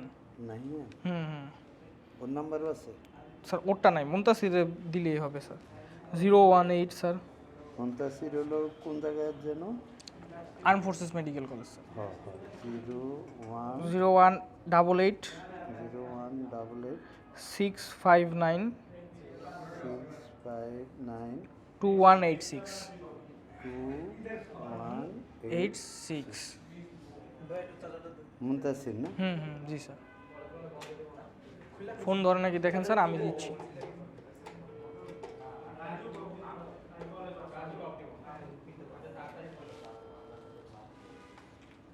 তোমার কোশ্চেন কই? স্যার কোশ্চেনটা পাঠাই দিতে হবে স্যার। হ্যাঁ মুনতাসির, ইউসিসি থেকে। হ্যাঁ মুনতাসির, আমি রাজিন বলতেছি ভাই, এটা শওকত স্যার। চিনছো? হ্যাঁ ঠিক আছে। কই তোমরা যে আসো না, ওই আসছিল তোমার ফ্রেন্ড আইসা ফিজিক্সের স্লাইডে। বুঝতে পারছো ভাইয়া? তাইলে দেখো ওর তো আলাদা করে কোনো মাইটোকন্ড্রিয়া নাই, কিন্তু আমরা জানি সবাত শ্বসনের একটা ইম্পর্টেন্ট ধাপ কি ইলেকট্রন ট্রান্সপোর্ট চেইন। কারণ কি ভাইয়া, সবাত শ্বসনের ইম্পর্টেন্ট ধাপ। এখন ভাইয়া ব্যাকটেরিয়ার কি সবাত শ্বসনই করে নাকি ব্যাকটেরিয়া অবাধ শোষণ করে, কিন্তু কিছু কিছু ব্যাকটেরিয়া আছে কি সবাধ শোষণও করে। তোমরা পড়ছো ব্যাকটেরিয়া ওই সবাধ শোষণ করে না অবাধ শোষণ করে, এটার ভিত্তিতে 3 প্রকার। একটা হইলো বায়োবিও ব্যাকটেরিয়া। বায়োবিও মানে কি? যারা বাতাস থেকে এনার্জি তৈরি করতে পারে, বাতাসে বাঁচতে পারে, তার মানে তারা কি করে? সবাধ শোষণ করে, মানে বাতাস সহ, মানে অক্সিজেন সহ। আরেকটা কি? অবায়বীয় ব্যাকটেরিয়া, মানে অ্যানারোবিক ব্যাকটেরিয়া। কথা বুঝতে পারছো? তারা বাতাসে থাকতে পারে না, বুঝতে পারছো? তারা হলো অবাধ শোষণ করে। তাহলে সবাধ শোষণের যদি ইম্পর্টেন্ট ধাপ এটা হয়, তাহলে অবশ্যই তোমার ব্যাকটেরিয়ার তো মাইটোকন্ড্রিয়া নাই, তাহলে ওর সবাধ শোষণ কোথায় হবে? ওর যে সেল মেমব্রেন আছে, ওর সেল মেমব্রেনের মধ্যে হবে। আমার কি কথা বুঝতে পারছো? ওর সেল মেমব্রেনের মধ্যে সেই প্রোটিনগুলো থাকবে, যেই প্রোটিনগুলো নাকি তোমার ইলেকট্রন ট্রান্সপোর্ট চেইন এনার্জি তৈরি করবে। এই বুঝতে পারছো নাকি? বলো বলো। তাহলে প্লাজমা মেমব্রেনের কাজ কি ভাইয়া? প্লাজমা মেমব্রেনে যে প্রোটিনগুলো থাকে, এই প্রোটিনগুলো থেকে এই যে ইলেকট্রন একটার থেকে আরেকটায় যায়, আর একটার থেকে আরেকটায় যাওয়ার কারণে কি হয় ভাইয়া বলো তো? শক্তি তৈরি হয়। কথা বুঝতে পারছো? তাহলে প্লাজমা মেমব্রেনের ওয়ান অফ দ্য ইম্পর্টেন্ট কাজ ব্যাকটেরিয়াতে কি হবে ভাইয়া? শক্তি উৎপাদন করা। আমাদের প্লাজমা মেমব্রেন কিন্তু শক্তি, মানে আমাদের মানুষের প্লাজমা মেমব্রেন কিন্তু শক্তি উৎপাদনের সাথে জড়িত না। কেন? কারণ ও শক্তি উৎপাদনের জন্য আলাদা করে মাইটোকন্ড্রিয়া আছে, আলাদা করে আছে, কিন্তু ব্যাকটেরিয়ার তো আলাদা করে মাইটোকন্ড্রিয়া নাই। তাহলে ওর প্লাজমা মেমব্রেনটাই কি শক্তি উৎপাদনের সাথে জড়িত হইতে হবে। ওই প্লাজমা মেমব্রেনের যে ইন্টিগ্রাল প্রোটিনগুলো আছে না, চিনো ইন্টিগ্রাল প্রোটিন? এই ইন্টিগ্রাল প্রোটিনগুলোর মধ্যে থেকে ইলেকট্রন একটা থেকে আরেকটা জাম্প করে, এভাবে শক্তি উৎপাদন হয়। ঠিক আছে? আচ্ছা, এখন আসো তোমাদের একটা মজার জিনিস বলি। কোনো কিছুর সাথে ফসফেট যুক্ত করাকে কি বলে শাহরিয়ার? ফসফোরাইলেশন। কোনো কিছুর সাথে ফসফেট যুক্ত করাকে কি বলে ভাইয়া? সাব্বির? ফসফোরাইলেশন। আচ্ছা, মানে ফসফেট যুক্ত করছো, তাহলে ফসফোরাইলেশন। আর কোনো কিছু থেকে ফসফেট বিয়োগ করারে কি বলে ভাইয়া? ডিফসফোরাইলেশন। গুড। তাহলে ভাইয়া ফসফোরাইলেশন দুই ভাবে হইতে পারে। কয় ভাবে ভাইয়া? দুই ভাবে। এক নাম্বার হইল তুমি অক্সিজেনের সহায়তা নিয়ে ফসফোরাইলেশন করছো। যেমন সবাধ শোষণে কি ভাই আমরা অক্সিজেনের সহায়তা নিয়ে এটিপি তৈরি করি, নাকি অক্সিজেনের সহায়তা ছাড়া? সহায়তা নিয়ে। সবাধ শোষণ মানে অ্যারোবিক। তাহলে অক্সিজেনের সহায়তায় নিয়ে এই এডিপি এর সাথে তুমি কি যুক্ত করছো? ফসফেট। আর এডিপি এর সাথে ফসফেট যুক্ত করার কি বলে? ফসফোরাইলেশন। এবং এটা যেহেতু অক্সিজেনের সহায়তায় হইছে, তাই এটারে বলে অক্সিডেটিভ ফসফোরাইলেশন। কথা বুঝতে পারছো? অক্সিডেটিভ মানে অক্সিজেনের সহায়তায়। আচ্ছা, আরেকটা ধরনের ফসফোরাইলেশন আছে। কি ফসফোরাইলেশন ভাইয়া? অক্সিজেন ছাড়া। কিরকম ভাইয়া অক্সিজেন ছাড়া ফসফোরাইলেশনটা কিরকম? ধরো তোমার আমি একটা জিনিস, নর্মাল জিনিস বলি, ঠিক আছে? অক্সিজেন ছাড়া ফসফোরাইলেশনটা কিরকম হয় দেখো। নর্মাল একটা জিনিস বলি, তোমরা কি এই যে 1,3-বিসফসফোগ্লিসারিক অ্যাসিডের নাম শুনছো ছোটবেলায়? কেলভিন চক্রে 1,3-বিসফসফোগ্লিসারিক অ্যাসিড শুনছিলা? হ্যাঁ। তাহলে দেখো 1,3-বিসফসফোগ্লিসারিক অ্যাসিড মানে কি জানো? আমি বিপিজি এ লিখি, ঠিক আছে? এই 1,3-বিসফসফোগ্লিসারিক অ্যাসিড বলতে কি বোঝায় জানো? আচ্ছা, গ্লিসারিক অ্যাসিডের কয় কার্বন থাকবে? গ্লিসারলের কয় কার্বন? 3। তাহলে গ্লিসারিক অ্যাসিডের কয় কার্বন? গ্লিসারল কি অ্যালকোহল? অ্যালকোহলের জারণ করলে কি পাওয়া যায়? অ্যালডিহাইড। তাহলে গ্লিসারলের জারণ করে আমরা কি পাই? গ্লিসার অ্যালডিহাইড। অ্যালডিহাইডের জারণ করলে কি পাওয়া যায়? অ্যাসিড। তাহলে গ্লিসার অ্যালডিহাইডের যদি তুমি আবার জারণ করো, তাহলে বাবা গ্লিসারিক অ্যাসিড। কথা কি বুঝতে পারছো? তাহলে দাও গ্লিসারিক অ্যাসিড কয় কার্বন? 3 কার্বন। 3 কার্বনের 1, 2, 3, 3টা নাম্বারিং করলা। এখন 1 নাম্বার কার্বনেও একটা ফসফেট লাগাইলা, 3 নাম্বার কার্বনেও একটা কি? তাহলে এটার নাম কি হইব? 1,3-বিসফসফো মানে বাইফসফোগ্লিসারিক। বাইফসফো মানে 2, বুঝতে পারছো? তাহলে 1,3-বিসফসফোগ্লিসারিক অ্যাসিড নাম কেন দিছে বুঝতে পারছো? যে এটা হলো গ্লিসারিক অ্যাসিড, কিন্তু গ্লিসারিক অ্যাসিডের 1 আর 3 নাম্বার কার্বনে আলাদা করে কি যুক্ত করা হয়েছে? আচ্ছা ভাইয়া, এখন ভাইয়া দেখো, এখন তুমি দেখো 1,3-বিসফসফোগ্লিসারিক অ্যাসিড থেকে একটা ফসফেট আমি বের করে দিব, এবং একটা ফসফেট ধরো 1 নাম্বার কার্বন থেকে ফসফেটটা আমি বের করে দিব। তাহলে তুমি কি পাবা বলো তো? এখানে একটা এই মালটা পাবা না? 3টা কার্বন আর 3 নাম্বার কার্বন একটা ফসফেট। তখন এটার নাম কি হবে? 3-ফসফোগ্লিসারিক অ্যাসিড, তাই না? তাহলে 3-ফসফোগ্লিসারিক অ্যাসিড। বুঝতেছো তোমরা? বলো তো, বুঝতেছো না? আচ্ছা, এখন ভাইয়া দেখো, এই একটা ফসফেট যে বাইর করছো, এটা কেমনে বাইর করবা? এডিপি। এডিপি রে এই ফসফেটটা কি দিয়া দিবা। এডিপি রে যদি এই ফসফেটটা দিয়ে দাও, তাহলে এটা কি হয়ে যাবে? এটিপি হয়ে যাবে। তাহলে রিঅ্যাকশনটা বুঝতে পারছো?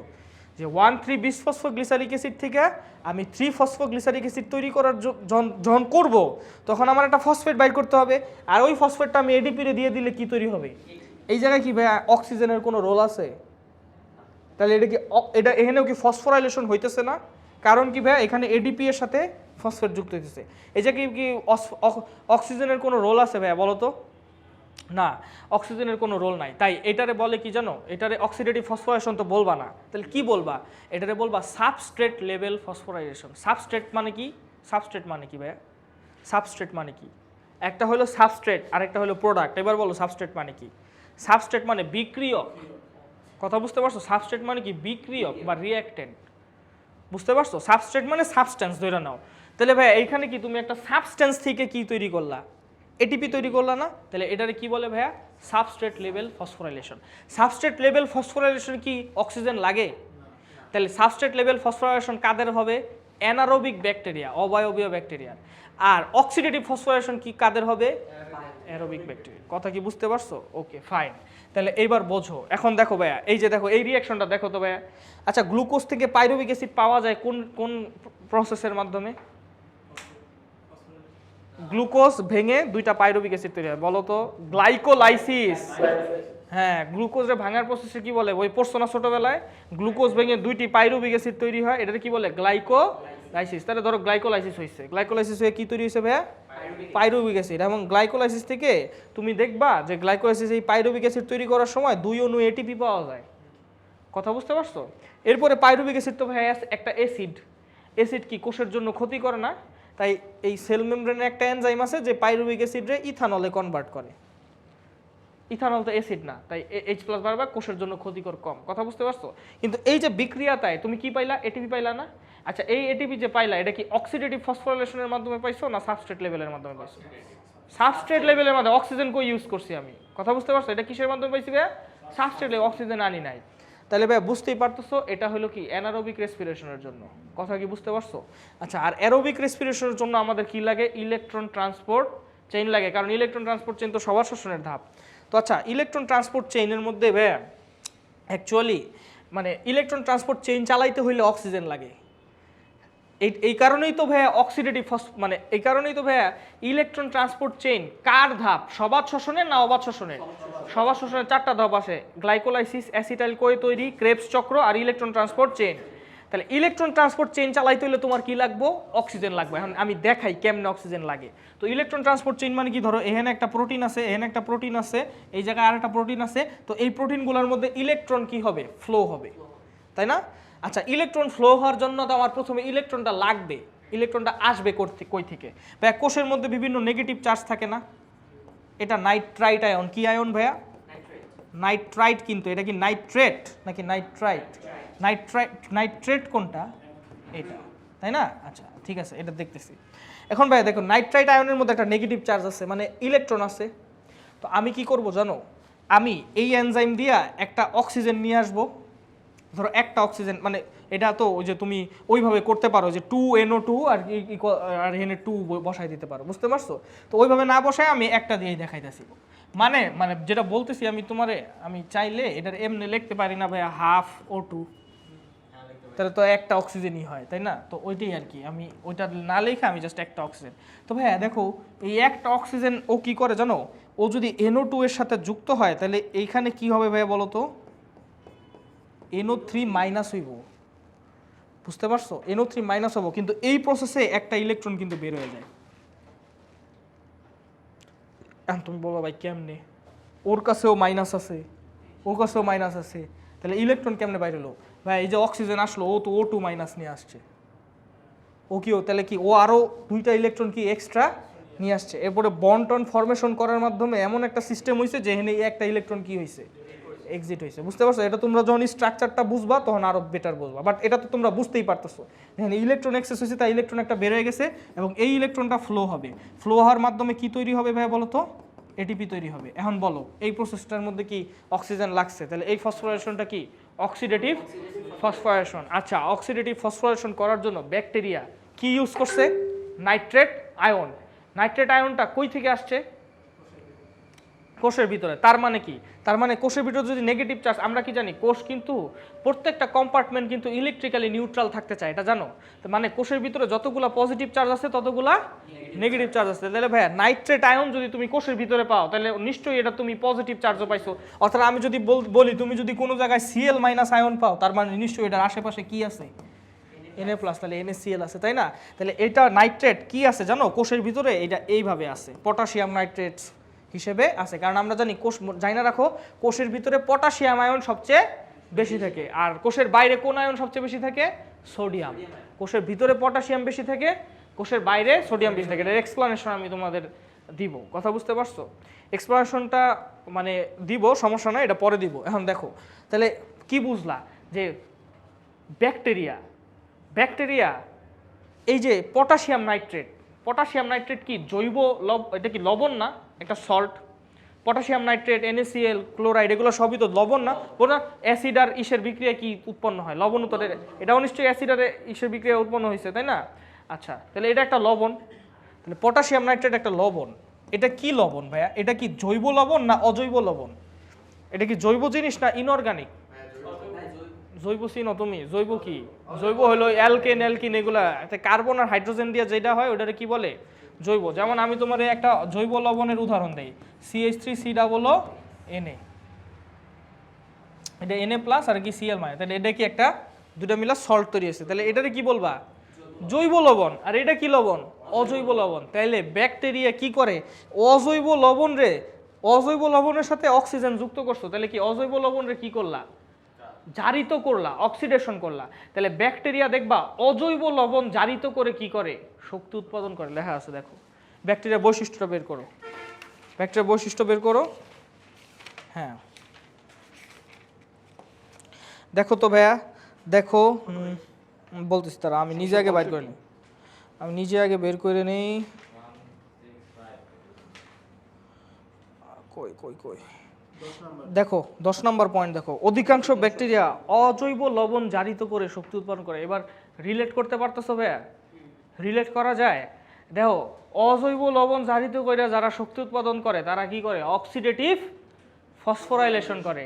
আর যারা অ্যানারোবিক ব্যাকটেরিয়া, অধিকাংশ, কারণ কি? কারণ অধিকাংশ মানে সব না, তাহলে বাকি যারা আছে তারা কি ভাইয়া? অ্যানারোবিক ব্যাকটেরিয়ারা আবার সাবস্ট্রেট লেভেল ফসফোরাইলেশনও করে। এটাও দেখবা তোমার বইয়ে লেখা আছে। মনে রাখবা, আমি বইয়ের বাইরে একটা কথাও বলি না, কথা বুঝতে পারছো? বইয়ের বাইরে আমি একটা কথাও বলি না। ইভেন না ভাইয়া, এই যে প্রসেসটা এক্সপ্লেন করলাম না, যে ইলেকট্রন ফ্লো হইতেছে, এগুলোও তোমার বইয়ে আছে, খালি অন্য চ্যাপ্টারে আছে, কথা বুঝতে পারছো? তো ভাই বিষয়টা বুঝতে পারছো? ব্যাকটেরিয়া কি করে? অজৈব লবণ জারিত করে। এই সাব্বির বুঝতে পারতেছো? বলো তো, এই যে একটা অজৈব লবণ পটাশিয়াম নাইট্রেট, এই নাইট্রেটটা অক্সিজেন যুক্ত হয়ে নাইট্রেটে কনভার্ট হয়েছে, ইলেকট্রন ফ্লো হয়েছে, এটিপি তৈরি হয়েছে। কথা কি বুঝতে পারছো? তাহলে কি শিখলা আজকের ক্লাসে? শিখলা কি বলো তো? মানে আজকের ক্লাসে আমরা শেষ হয় নাই, আজকের ক্লাসে শিখলা কি? আজকের ক্লাসে শিখলা ফসফোরাইলেশন কয় প্রকার? 2 প্রকার। শুধু বিক্রিয়ক থেকে যদি হলো এটিপি তৈরি হয় তখন এটা বলে সাবস্ট্রেট লেভেল ফসফোরাইলেশন। আর যদি ডাইরেক্ট তোমার অক্সিজেনের কারণে এটিপি তৈরি হয় তখন এটা অক্সিডেটিভ ফসফোরাইলেশন করে সবার শোষণ যারা করে। তারা করে, তাদের অক্সিডেশন করার জন্য কি দরকার ভাইয়া? একটা লবণ দরকার। এই লবণের নেগেটিভ চার্জওয়ালা একটা আয়ন দরকার, তাই না? আচ্ছা, লবণের নেগেটিভ চার্জ থাকলে পজিটিভও থাকবে। পটাশিয়াম নাইট্রেট একটা লবণ নিলা, লবণ থেকে নেগেটিভ চার্জটা নিলা, ওইখানে অক্সিডেশন করে এটারে কি করলা? নাইট্রেটে কনভার্ট করবা, যার কারণে ইলেকট্রন উৎক্ষেপ হইলো, ইলেকট্রন ট্রান্সপোর্ট চেইন চালাইলা। কথা কি বুঝতে পারছো? আর ইলেকট্রন ট্রান্সপোর্ট চেইনটা কই চালাইতেছো? Plasma membrane. তাহলে প্লাজমা মেমব্রেন শক্তি উৎপাদন করে, প্লাজমা মেমব্রেন অজৈব লবণ জারিত করে শক্তি উৎপাদন করে। অজৈব লবণ যারা জারিত করে শক্তি উৎপাদন করে তারা কি করে? অক্সিডেটিভ ফসফোরাইলেশন করে। কথা বুঝতে পারছো? দ্যাটস ইট, এটাই ভাইয়া, এটাই বলতে চাচ্ছিলাম। এই যে দেখো ইলেকট্রন ট্রান্সপোর্ট চেইন দেখাইছে, এটা পরে পড়বা, এগুলো দেখো না এখন। বাট এইটা দেখো, জাস্ট এটা দেখো যে 2টা ইলেকট্রন দেখছো ফ্লো হইতেছে, ফ্লো হয়ে দেখছো লাস্টের দিকে কি? এডিপি। এটা এত মানে ইজি, বুঝছো? মানে জিনিসটা দেখা তোমার অনেক কঠিন, এটা এত ইজি, এটা বলার কিছু নাই। এখন আসো ভাইয়া ব্যাকটেরিয়ার কিছু কথা বলি। এই ব্যাকটেরিয়ার মধ্যে দেখো 2টা ডিএনএ আছে। কয়টা ডিএনএ আছে ভাইয়া? দেখো এইখানে একটা ডিএনএ আছে পেঁচানো, এটা কিন্তু পেঁচানো, কিন্তু এটা কিন্তু একটা পয়েন্ট আরেকটা পয়েন্টের সাথে কি লাগানো। মানে আমি তোমার বুঝাই এটা কেমন পেঁচানো। এটা হলো এমন পেঁচানো, ধরো এই পয়েন্ট থেকে এটা শুরু হয়েছে, এটা পেঁচাইতেছে,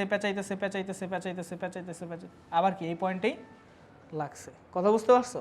তাহলে এই ডিএনএটা কি আসলে বৃত্তাকার ডিএনএ না? আসলে এটা বৃত্তাকার ডিএনএ, কিন্তু দেখতে দেখতে কি পেঁচানো লাগতেছে। তাই তুমি এটারে কি বলবা জানো? এটারে কি প্রকৃত বৃত্তাকার বলবা? প্রকৃত মানে দেখতেও বৃত্তাকার, আসলেও বৃত্তাকার। তাহলে এটা বলবো প্রকৃত বৃত্তাকার। কিন্তু এটা কি প্রকৃত বৃত্তাকার নাকি পেঁচানোর কারণে এটা আসলে বৃত্তাকার কিন্তু দেখতে মনে হইতেছে না? তুমি যদি এটা টাইনা সোজা করো তখন তুমি কি দেখবে মানে এই দেখবা। তাহলে এটার বলবা ফাংশনালি সার্কুলার, মানে কি কার্যত বৃত্তাকার ডিএনএ, তাই না? তাহলে এটা হলো কার্যত বৃত্তাকার। আবার ব্যাকটেরিয়ার মধ্যে আরেকটা ডিএনএ আছে সানি, সেটা কি জানিস? এই দেখ, এই যে গোল গোল, এটারে কি বলে? প্লাজমিড। এটারে তুই কি বলবি? এটারে বলবি প্রকৃত বৃত্তাকার, কারণ এটা কি দেখতেও বৃত্তাকার, আসলেও বৃত্তাকার। কথা বুঝতে পারছো? আচ্ছা, এই যে এটারে বলে ব্যাকটেরিয়াল ডিএনএ। ব্যাকটেরিয়াল ডিএনএ মানে কি? ব্যাকটেরিয়ার মেইন ডিএনএ। আর প্লাজমিড কিন্তু মেইন ডিএনএ না, প্লাজমিড হলো অ্যাক্সেসরি। অ্যাক্সেসরি মানে হইলো ভাইয়া সব ব্যাকটেরিয়াতে প্লাজমিড থাকে না। প্লাজমিড কীরকম জানো? ধরো আমি যদি বলি ব্যাকটেরিয়াল ডিএনএ হইল ভাইয়া খাবার, আর প্লাজমিড হইল ভাইয়া কাপড়। হ্যাঁ, তা একবার চিন্তা করে দেখো কি বুঝাইছি। বুঝাইছি কি? চিন্তা করে দেখো। এটা হলো খাবার। খাবার মানে কি? ব্যাকটেরিয়াল ডিএনএ ছাড়া ব্যাকটেরিয়া বাঁচতে পারে না। খাবার ছাড়া তুমি বাঁচতে পারো না। কাপড় ছাড়া বাঁচতে পারবা? ল্যাংটা হয়ে থাকবা, সমস্যা নাই তো, থাকবা, মইরা তো আর যাইবা না। ল্যাংটা হয়েই থাকলাম, মইরা তো আর যাবা না, তাই না? তাই না? তো মানে কাপড়ও ইম্পর্টেন্ট, তাই না? কাপড়ও কি ইম্পর্টেন্ট, কিন্তু এত ইম্পর্টেন্ট না যে এটা ছাড়া কি ব্যাকটেরিয়া বাঁচতে পারবে না। কথা বুঝতে পারছো? তাহলে ব্যাকটেরিয়াল ডিএনএ হলো 100% নেসেসারি, মানে এটা ওর দরকারি। ওর বাইচা থাকার জন্য যেই প্রোটিন দরকার, ওর নিজে সার্ভাইভ করার জন্য, ওইটা ব্যাকটেরিয়াল ডিএনএ কি তৈরি করে। আর প্লাজমিড কি ভাইয়া? একটা লাক্সারি, মানে এটা থাকলে ওর লাভ হয়, তবে না থাকলে যে ও মইরা যাবে এরকম কিছু না। যেমন আমি তোমাদের বলি প্লাজমিডের কাজ কি। প্লাজমিডের কাজ হইল কিছু প্রোটিন তৈরি করা, যেই সব প্রোটিন অ্যান্টিবায়োটিক রেজিস্ট্যান্ট। ভাইয়া তোমাদের প্রথম ক্লাসে আমি একটু পড়াইছিলাম না অ্যান্টিবায়োটিক রেজিস্ট্যান্স সম্পর্কে, যে তুমি যদি অ্যান্টিবায়োটিক কোর্স কমপ্লিট না করো তাহলে যে ব্যাকটেরিয়াগুলো বাইচা থাকে ওরা নিজেরা চেঞ্জ করে দেয় যাতে ওই অ্যান্টিবায়োটিক আর কাজ না করে। ওটাকে কি বলে? Antibiotic resistance. হ্যাঁ, এই যে ইনান আর হইলো সাব্বির, তোমরা হইলো মনে হয় করতে পারতেছো না, তোমরা পারবা, ওই রেকর্ডেড ক্লাসটা করবা, বুঝতে পারছো? অ্যান্টিবায়োটিক রেজিস্ট্যান্স মানে তুমি যদি অ্যান্টিবায়োটিকের কোর্স কমপ্লিট না করো, যে বাকি ব্যাকটেরিয়াগুলো থাকে ওরা হইলো নিজেরা চেঞ্জ করে ফেলে, অ্যান্টিবায়োটিক রেজিস্ট্যান্স করে, তাই না? আচ্ছা, ওরা অ্যান্টিবায়োটিক রেজিস্ট্যান্স কেমনে করে? এই যে ব্যাকটেরিয়ার প্লাজমিড আছে না, এই প্লাজমিড হলো এমন প্রোটিন তৈরি করে যেগুলো অ্যান্টিবায়োটিক রে ভাঙা ফেলে। কথা বুঝতে পারছো? তাহলে অ্যান্টিবায়োটিক যদি কাছে আসার আগেই ব্যাকটেরিয়া ভাঙা ফেলে, তাহলে অ্যান্টিবায়োটিক কি ব্যাকটেরিয়ার উপরে কাজ করতে পারবে না। আমার কি কথা বুঝতে পারছো কিনা বলো তো? তাহলে অ্যান্টিবায়োটিক রেজিস্ট্যান্স এটা এটা এটা এটা না করলে কি ব্যাকটেরিয়া, মানে ধরো একটা ব্যাকটেরিয়া আছে, এখন অ্যান্টিবায়োটিক রেজিস্ট্যান্স ছাড়া কি ব্যাকটেরিয়া মারা যাবে? না, মরে কিন্তু যাবো না। অ্যান্টিবায়োটিক রেজিস্ট্যান্স হলো তোমার প্রোটেকশন, মানে তোমার লাক্সারি। আর তোমার নিজের বাইচা থাকতে কি দরকার? Bacterial DNA. এছাড়া প্লাজমিড আর কিসে হেল্প করে? জননে হেল্প করে, তাই না? জননে হেল্প করে। কথা বুঝতে পারছো? মনে রাখবা, যেই প্লাজমিড জননে হেল্প করে ওটা বলে এফ প্লাজমিড। জাস্ট মাইন্ডে রাখো, পরে দেখবা এটা মিলে গেছে। এফ মানে ফার্টিলিটি, জনন। আর যেই প্লাজমিড ভাইয়া অ্যান্টিবায়োটিক ভাঙতে হেল্প করে ওই প্লাজমিডের কি বলে ভাইয়া বলো তো? আর প্লাজমিড। আর মানে কি বল? রেজিস্ট্যান্স। তাহলে বুঝা গেলি প্লাজমিড দুইটা প্রকার পয়দা ফেললি। দেখবি জীব প্রযুক্তিতে প্লাজমিডের প্রকারভেদের মধ্যে আছে আর প্লাজমিড, এফ প্লাজমিড। কথা বুঝতে পারছো? ওকে, এখন আসো ভাইয়া, একটা ব্যাকটেরিয়াতে কয়টা ব্যাকটেরিয়াল ডিএনএ থাকে? অ্যান্সার হলো একটা। একটা ব্যাকটেরিয়াতে কয়টা প্লাজমিড থাকতে পারে? অসংখ্য। তাহলে একটা ব্যাকটেরিয়াতে কেন কয়টা এত প্লাজমিড থাকে? ধরো এখন একটা ব্যাকটেরিয়াতে একটা প্লাজমিড আছে, কিন্তু কিছুক্ষণ পর দেখবা দুইটা, তিনটা, চারটা। তাহলে এটা কেন হইতেছে? মানে ও স্বাধীনভাবে কি করতে পারে? নিজেরে রেপ্লিকেট করতে পারে। মানে ও এরকম না যে ব্যাকটেরিয়া রেপ্লিকেট করলেও, যেমন ব্যাকটেরিয়াল ডিএনএ কখন রেপ্লিকেট হয়? যখন ব্যাকটেরিয়া কি বিভাজন কইরা আরেকজনের কি করতে, দুইজনের কি করতে চায়? তৈরি করতে চায়। শুধু তখনই ব্যাকটেরিয়াল ডিএনএটা কি হবে? ডাবল হবে। কিন্তু প্লাজমিড নিজেই কি করতে পারে? নিজের কপি তৈরি করতে পারে। তাহলে প্লাজমিড যে বলা যায় না স্বপ্রজননক্ষম, বলা যায় স্বপ্রজননক্ষম, মানে নিজেরটা নিজেই তৈরি করতে পারে। কিন্তু ব্যাকটেরিয়াল ডিএনএ কি স্বপ্রজননক্ষম? না। কথা বুঝতে পারছো? তো এটা হলো ভাইয়া ব্যাকটেরিয়াল ডিএনএ আর প্লাজমিডের মধ্যে পার্থক্য। আমার কথা কি বুঝতে পারছো ভাইয়া? বলো তো, বুঝতে পারছো কিনা? আচ্ছা সানি, দেখতো ভাইয়া এই এরিয়াটাতে কি ডিএনএ আছে না? তো এই এরিয়াতে যদি ব্যাকটেরিয়াল ডিএনএ থাকে, এই এরিয়াটা দেখতে আমরা জানি ডিএনএ বা ক্রোমোজোম বা নিউক্লিয়াস, মানে ডিএনএ যেখানে থাকে ওই এরিয়াটারে প্রকৃত কোষে কি বলে? নিউক্লিয়াস। কিন্তু এখানে তো ভাইয়া নিউক্লিয়ার মেমব্রেন নাই, কোনো পার্টিকুলার কোনো বাউন্ডারি নাই, কিন্তু এরিয়া আছে, এই এরিয়াটার মধ্যে ডিএনএ আছে। তো এই এরিয়াটাতে তুমি কি বলবা? নিউক্লিওয়েড। কথা বুঝতে পারছো? এটা কিন্তু ভাইরাসেও আমরা বলছিলাম যেখানে ডিএনএ থাকে ওই এরিয়াটারে কি বলে? নিউক্লিওয়েড। মানে এটা নিউক্লিয়াস না, কিন্তু দেখতে নিউক্লিয়াসের মতো, কারণ এখানে ডিএনএ থাকে। কথা বুঝতে পারছো? এই এরিয়াটায় তাহলে এটা বলবা নিউক্লিওয়েড। কথা বুঝতে পারছো? এই তো এগুলাই ঠিক আছে ভাইয়া। তারপরে আমার একটু বলো যে এখন আমারে দেখো, আমার একটু বলো যে প্লাজমিডে তোমাদের বইয়ে কি কি লেখা আছে। দেখো তো প্লাজমিডে কি কি লেখা আছে। আই এম শিওর অল্প কিছুই লেখা আছে। একটা হলো বহু ব্যাকটেরিয়াতে বৃহৎ ক্রোমোজোম ছাড়াও, বৃহৎ ক্রোমোজোম ছাড়া মানে কি? ব্যাকটেরিয়ার মেইন ক্রোমোজোম, ব্যাকটেরিয়ার মেইন ক্রোমোজোমকে বলে ব্যাকটেরিয়াল ডিএনএ, আর ওটা বাদে তাহলে বৃহৎ ক্রোমোজোম ছাড়া। তাহলে ভাই আমরা কি বলতে পারি না প্লাজমিডটা এক্সট্রা ক্রোমোজোমাল? এক্সট্রা ক্রোমোজোমাল মানে কি ভাই বলো তো? এই ব্যাকটেরিয়াল ডিএনএ এর মধ্যে তো ক্রোমোজোম থাকে, কিন্তু এই ক্রোমোজোম বাদে, তার মানে কি ব্যাকটেরিয়াল ডিএনএ বাদে। কথা বুঝতে পারছো? বৃহৎ ক্রোমোজোম বাদেও ছাড়াও একটি ক্ষুদ্রাকার ও প্রকৃত বৃত্তাকার। ভাই প্রকৃত বৃত্তাকার কথাটা বুঝতে পারছো? প্রকৃত বৃত্তাকার আর কার্যত বৃত্তাকার কি? এটা কি ভাইয়া? এটা হলো কার্যত। কারণ কি বুঝতে পারছো? কারণ এটা পেঁচানো দেখতে, কিন্তু আসলে এটা বৃত্তাকার। আর প্লাজমিড হলো দেখতেও বৃত্তাকার, আসলেও বৃত্তাকার, এটা প্রকৃত বৃত্তাকার। প্রকৃত বৃত্তাকার ডিএনএ অণু থাকে যাকে বলা হয় প্লাজমিড। প্লাজমিড স্ববিভাজন ক্ষমতা সম্পন্ন এবং এতে স্বল্প সংখ্যক জিন থাকে। দেখো ভাই স্ববিভাজন ক্ষমতা সম্পন্ন মানে কি ভাইয়া? একটা ব্যাকটেরিয়াতে আমি কি বলছি ব্যাকটেরিয়াল ডিএনএ একটাই থাকে, কিন্তু প্লাজমিড মাল্টিপল থাকতে পারে। কেন ভাইয়া? কারণ ও নিজে নিজেই কি করতে পারে? রেপ্লিকেট করতে। ও ডিপেন্ড করে না ব্যাকটেরিয়া রেপ্লিকেশনের উপরে। বুঝতে পারছো ভাইয়া? ধরতে পারছো? তারপরে দেখো কি লেখা প্লাজমিডের, তারপর স্বল্প জীব প্রযুক্তিতে ট্রান্সজেনিক ব্যাকটেরিয়াতে ভেক্টর হিসেবে প্লাজমিড। এই এটা কিন্তু জেনেটিক ইঞ্জিনিয়ারিং আমরা পড়ছি ক্লাস 9-10-এ। প্লাজমিড ব্যবহার করা হয় না রিকম্বিনেন্ট ডিএনএ টেকনোলজিতে। এরপরে ভাইয়া তুমি ধরো জীব প্রযুক্তিতে যদি যাও তাহলে তুমি দেখো ভাইয়া প্রত্যেকটা জিনিস আমি যে মুখ দিয়ে বলি বুঝছো, এগুলা কিন্তু ভাইয়া অনেক বছর পড়ানোর ফল। বুঝতে পারছো? সো আমার মাথায় মধ্যে যত কোশ্চেন ব্যাংক আছে ভার্সিটির মেডিকেলের, এই কোশ্চেন ব্যাংক আমি স্টাডি করা আছে আমার। বুঝতে পারছো? আমার মুখ দিয়ে ওইগুলোই বের হয় যেগুলো হইলো কি ভাইয়া ইম্পর্টেন্ট। কথা বুঝতে পারছো? সো এমন কিছু মুখ দিয়ে বাইর হইছে, কিন্তু মানে তোমার যদি মনে হয় যে হ্যাঁ হালার মুখ দিয়ে বাইর হইছে, হালা বেশি কথা কয়, ঠিক আছে, বইয়ে তো এটা নাই, মনে করবা যে বইয়ের কোনো না কোনো কোনায় এটা আছে এবং এটা ইম্পর্টেন্ট, মানে বিভিন্ন পরীক্ষার মধ্যে আইছে। কথা বুঝতে পারছো? বিভিন্ন পরীক্ষার মধ্যে এটা আইছে। দেখো জেনেটিক ইঞ্জিনিয়ারিং তো বুঝলাম, জেনেটিক ইঞ্জিনিয়ারিং বুঝলাম, এখন সব প্লাজমিড। এই দেখো প্লাজমিডের প্রকারভেদ দেখতো ভাইয়া, এদিকে দেখ, এই দেখ প্লাজমিডের প্রকারভেদ দেখ। প্লাজমিডের প্রকারভেদের মধ্যে দেখা কি এফ প্রাইম প্লাজমিড। এটা কি লেখছে ভাইয়া দেখো তো, এই যে দেখ পিলি, দেখছি প্লাজমিড ব্যাকটেরিয়া পিলি তৈরিতে হেল্প করে, আবার কি পিলি দিয়া হইলো ওই যে ঢুইকাও যায়। আমার কথা বুঝতে পারছো? মনে আছে পিলি কি করে? একটা প্লাজমিডে আর একটা প্লাজমিডে ট্রান্সফার করে না? তাহলে এটা কি বলবো? Fertility plasmid, fertility. এরপর দেখতো ভাই আর প্লাজমিডে কি লেখছে দেখতো, এই প্লাজমিক অ্যান্টিবায়োটিক ক্ষমতা সম্পন্ন জিন থাকে। তার মানে আমি প্লাজমিডের কাজ যেটা বললাম, যেটা অ্যান্টিবায়োটিক রেজিস্ট্যান্সে হেল্প করে, তার মানে কি এটা ভুয়া বলছি ভাইয়া? না, তার মানে এইখানে আছে তোমার, বুঝছো? কোনো না কোনো চিপায় ভাইয়া আছে। বুঝতে পারছো? অনেকে দেখবা আমার সম্পর্কে, হ্যাঁ ইনশাআল্লাহ না, ট্রাস্ট তো আছে, অবভিয়াসলি আছে, অবভিয়াস, এটা তো আমরা জানি। ঠিক আছে, আচ্ছা ঠিক আছে। এখন তাহলে বুঝো শালা পলিটিশিয়ানদের মতো ভাই আগান জান ভাই, নাসির উদ্দিন পাটওয়ারি হন ভাইয়া, ঠিক আছে। আচ্ছা তারপরে আসো ভাইয়া ব্যাকটেরিয়াল রিপ্রোডাকশন। মনে রাখবা ব্যাকটেরিয়ার কোনো প্রকৃত যৌন জনন নাই। দেখো ভাইয়া যৌন জনন মানে কি বলো তো? যৌন জনন মানে হলো গ্যামিট তৈরি করার ক্যাপাবিলিটিটা কি, মানে দুইটা গ্যামিটের মিলন, মেল আর ফিমেল। ব্যাকটেরিয়া কোনো নিজেই এককোষী, তাহলে ও আর কি গ্যামিট তৈরি করবো?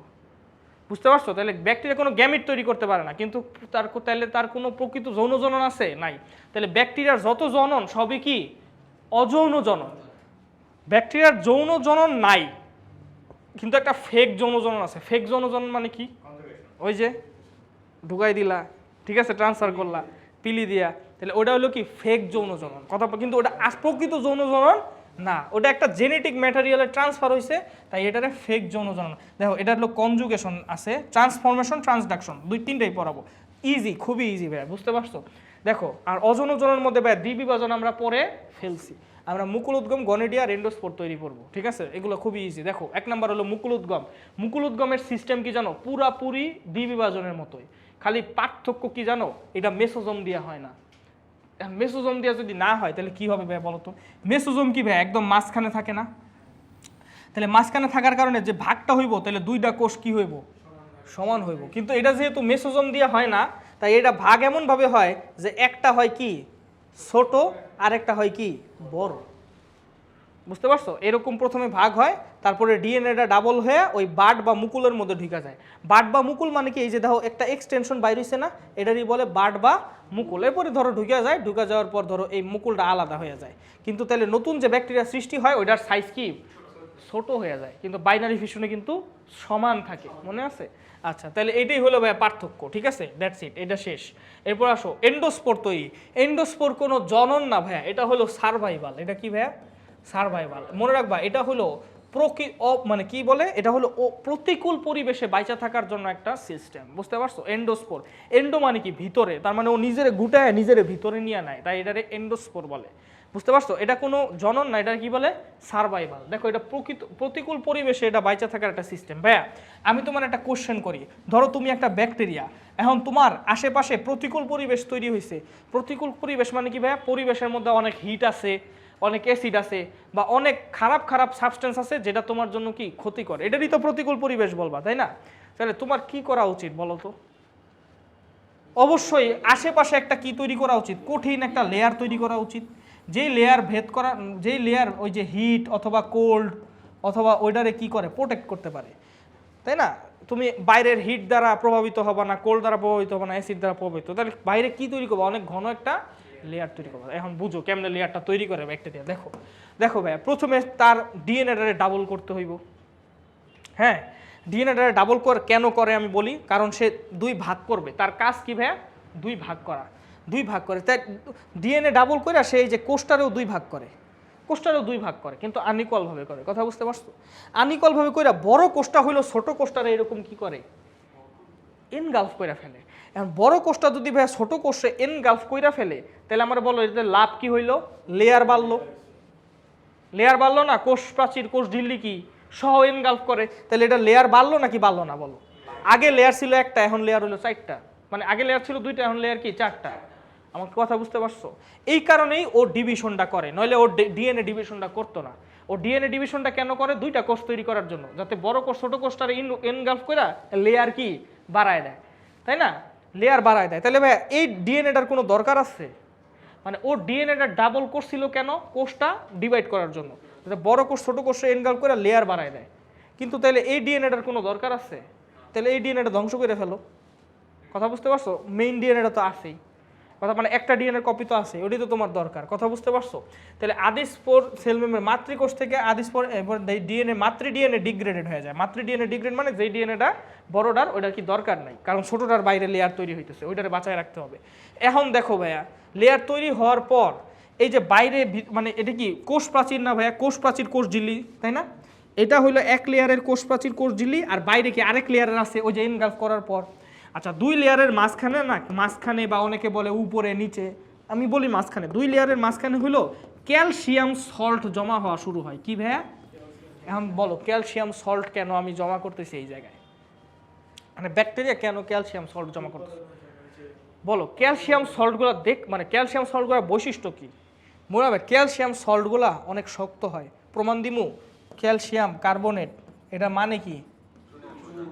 চুনা পাথর। তো পাথর কেন কইছে? কারণ এটা অনেক শক্ত হয়, এটা ক্রিস্টালগুলো অনেক শক্ত। কথা বুঝতে পারছো? তাহলে ক্যালসিয়াম সল্ট বা ক্যালসিয়াম কার্বনেট যদি জমা হয় ভাইয়া, তাহলে ক্যালসিয়ামের কারণে এই বাইরের প্রাচীরটা অনেক কি হবে ভাইয়া? শক্ত হবে, যেটা বাইরে থেকে প্রভাবিত হবে না। আমার কি কথা বুঝতে পারছো? বাইরে থেকে হলো প্রভাবিত হবে না।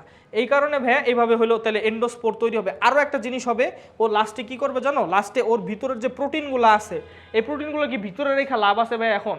কারণ ও তো এখন চুপ করে অফ যাইব মানে ঘুমে যাইব, ঘুমে গেলে তার প্রোটিন লেখা লাভ নাই, তাই না? মানে এখন তার ও কোনো মেটাবলিজম বা কার্যক্রম করতেছে না, যেটার কারণে ওর প্রোটিন রেখে লাভ আছে। তাই ও কি করে, এই প্রোটিনগুলোরে বাইরে ফালাই দেয়, বাইরে ফালাই দিলে বাইরে একটা জিলেটিনের আবরণ তৈরি হয় বা প্রোটিনের আবরণ তৈরি হয়।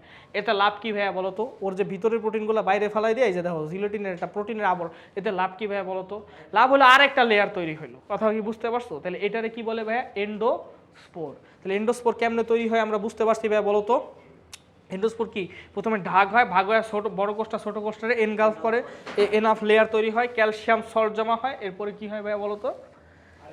আরেকটা প্রোটিনের লেয়ার এক্সট্রা তৈরি হয়, প্রোটিনগুলো ত্যাগ হয়ে যায়। এই তো এটারে বলে এন্ডোস্পোর। মনে রাখবা এন্ডোস্পোর কারা কারা তৈরি করে, এন্ডোস্পোর কারা কারা তৈরি করে। এন্ডোস্পোর তৈরি করে মনে রাখবা ক্লস্ট্রিডিয়াম, ক্লস্ট্রিডিয়াম আর হলো ব্যাসিলাস স্পিসিস। ব্যাসিলাস স্পিসিস মানে কি আমরা তো জানি নাকি, মানে ব্যাসিলাস হলো গণ থাকবে, জিনাস থাকবে, ব্যাসিলাস অ্যানথ্রাক্স, ব্যাসিলাস সাবটিলিস, তাই না? ব্যাসিলাস জিনাস থাকবে। ক্লস্ট্রিডিয়াম, ক্লস্ট্রিডিয়াম ভাইয়া এগুলো লেখা লাগবে না, এগুলো বই আছে। ক্লস্ট্রিডিয়াম আর হলো ব্যাসিলাস স্পিসিস। এখন দেখো গনিডিয়া কি আর কনিডিয়া কি। আগে বলি ভাইয়া, গনিডিয়া হলো কারেক্ট টার্ম, কনিডিয়া ব্যাকটেরিয়াতে হয় না, কনিডিয়া হয় ছত্রাকে। তবে আমি তোমাদের একটা মানে নর্মাল জিনিস বলি, ধরো এটা একটা ছত্রাক, হ্যাঁ, ধরো এটা একটা গাছ বা ছত্রাক যেটি হলো, এটার উপর একটা থলি তৈরি হয়েছে, এটার উপর একটা থলি তৈরি হয়েছে, এই থলির মধ্যে স্পোর আছে, এই থলির মধ্যে কি আছে? স্পোর আছে। বলো তো এই থলিটার নাম কি? ছোটবেলায় পড়ছো কিনা? এই থলিটার নাম হলো স্পোরাঞ্জিয়া। এবার পড়ছো কিনা বলো? পড়ছো ছোটবেলায়? স্পোরাঞ্জিয়া হলো একটা থলি। এনজিও মানে কি? Blood vessel. এবং এনজিও প্লাস্টিক কি? ব্লাড ভেসেলের অপারেশনের কি বলে? এনজিও প্লাস্টিক, মনে আছে? তাহলে এনজিও মানে হলো ব্লাড ভেসেল, মানে একটা ভেসেল, মানে একটা কন্টেইনার। কথা বুঝতে পারছো? তাহলে যেই কন্টেইনারে স্পোর থাকে ওটার কি বলবা? স্পোরাঞ্জিয়া। আর যেই স্পোরগুলো স্পোরাঞ্জিয়ার ভিতরে থাকে ওরে কি বলবা? স্পোরাঞ্জিও স্পোর।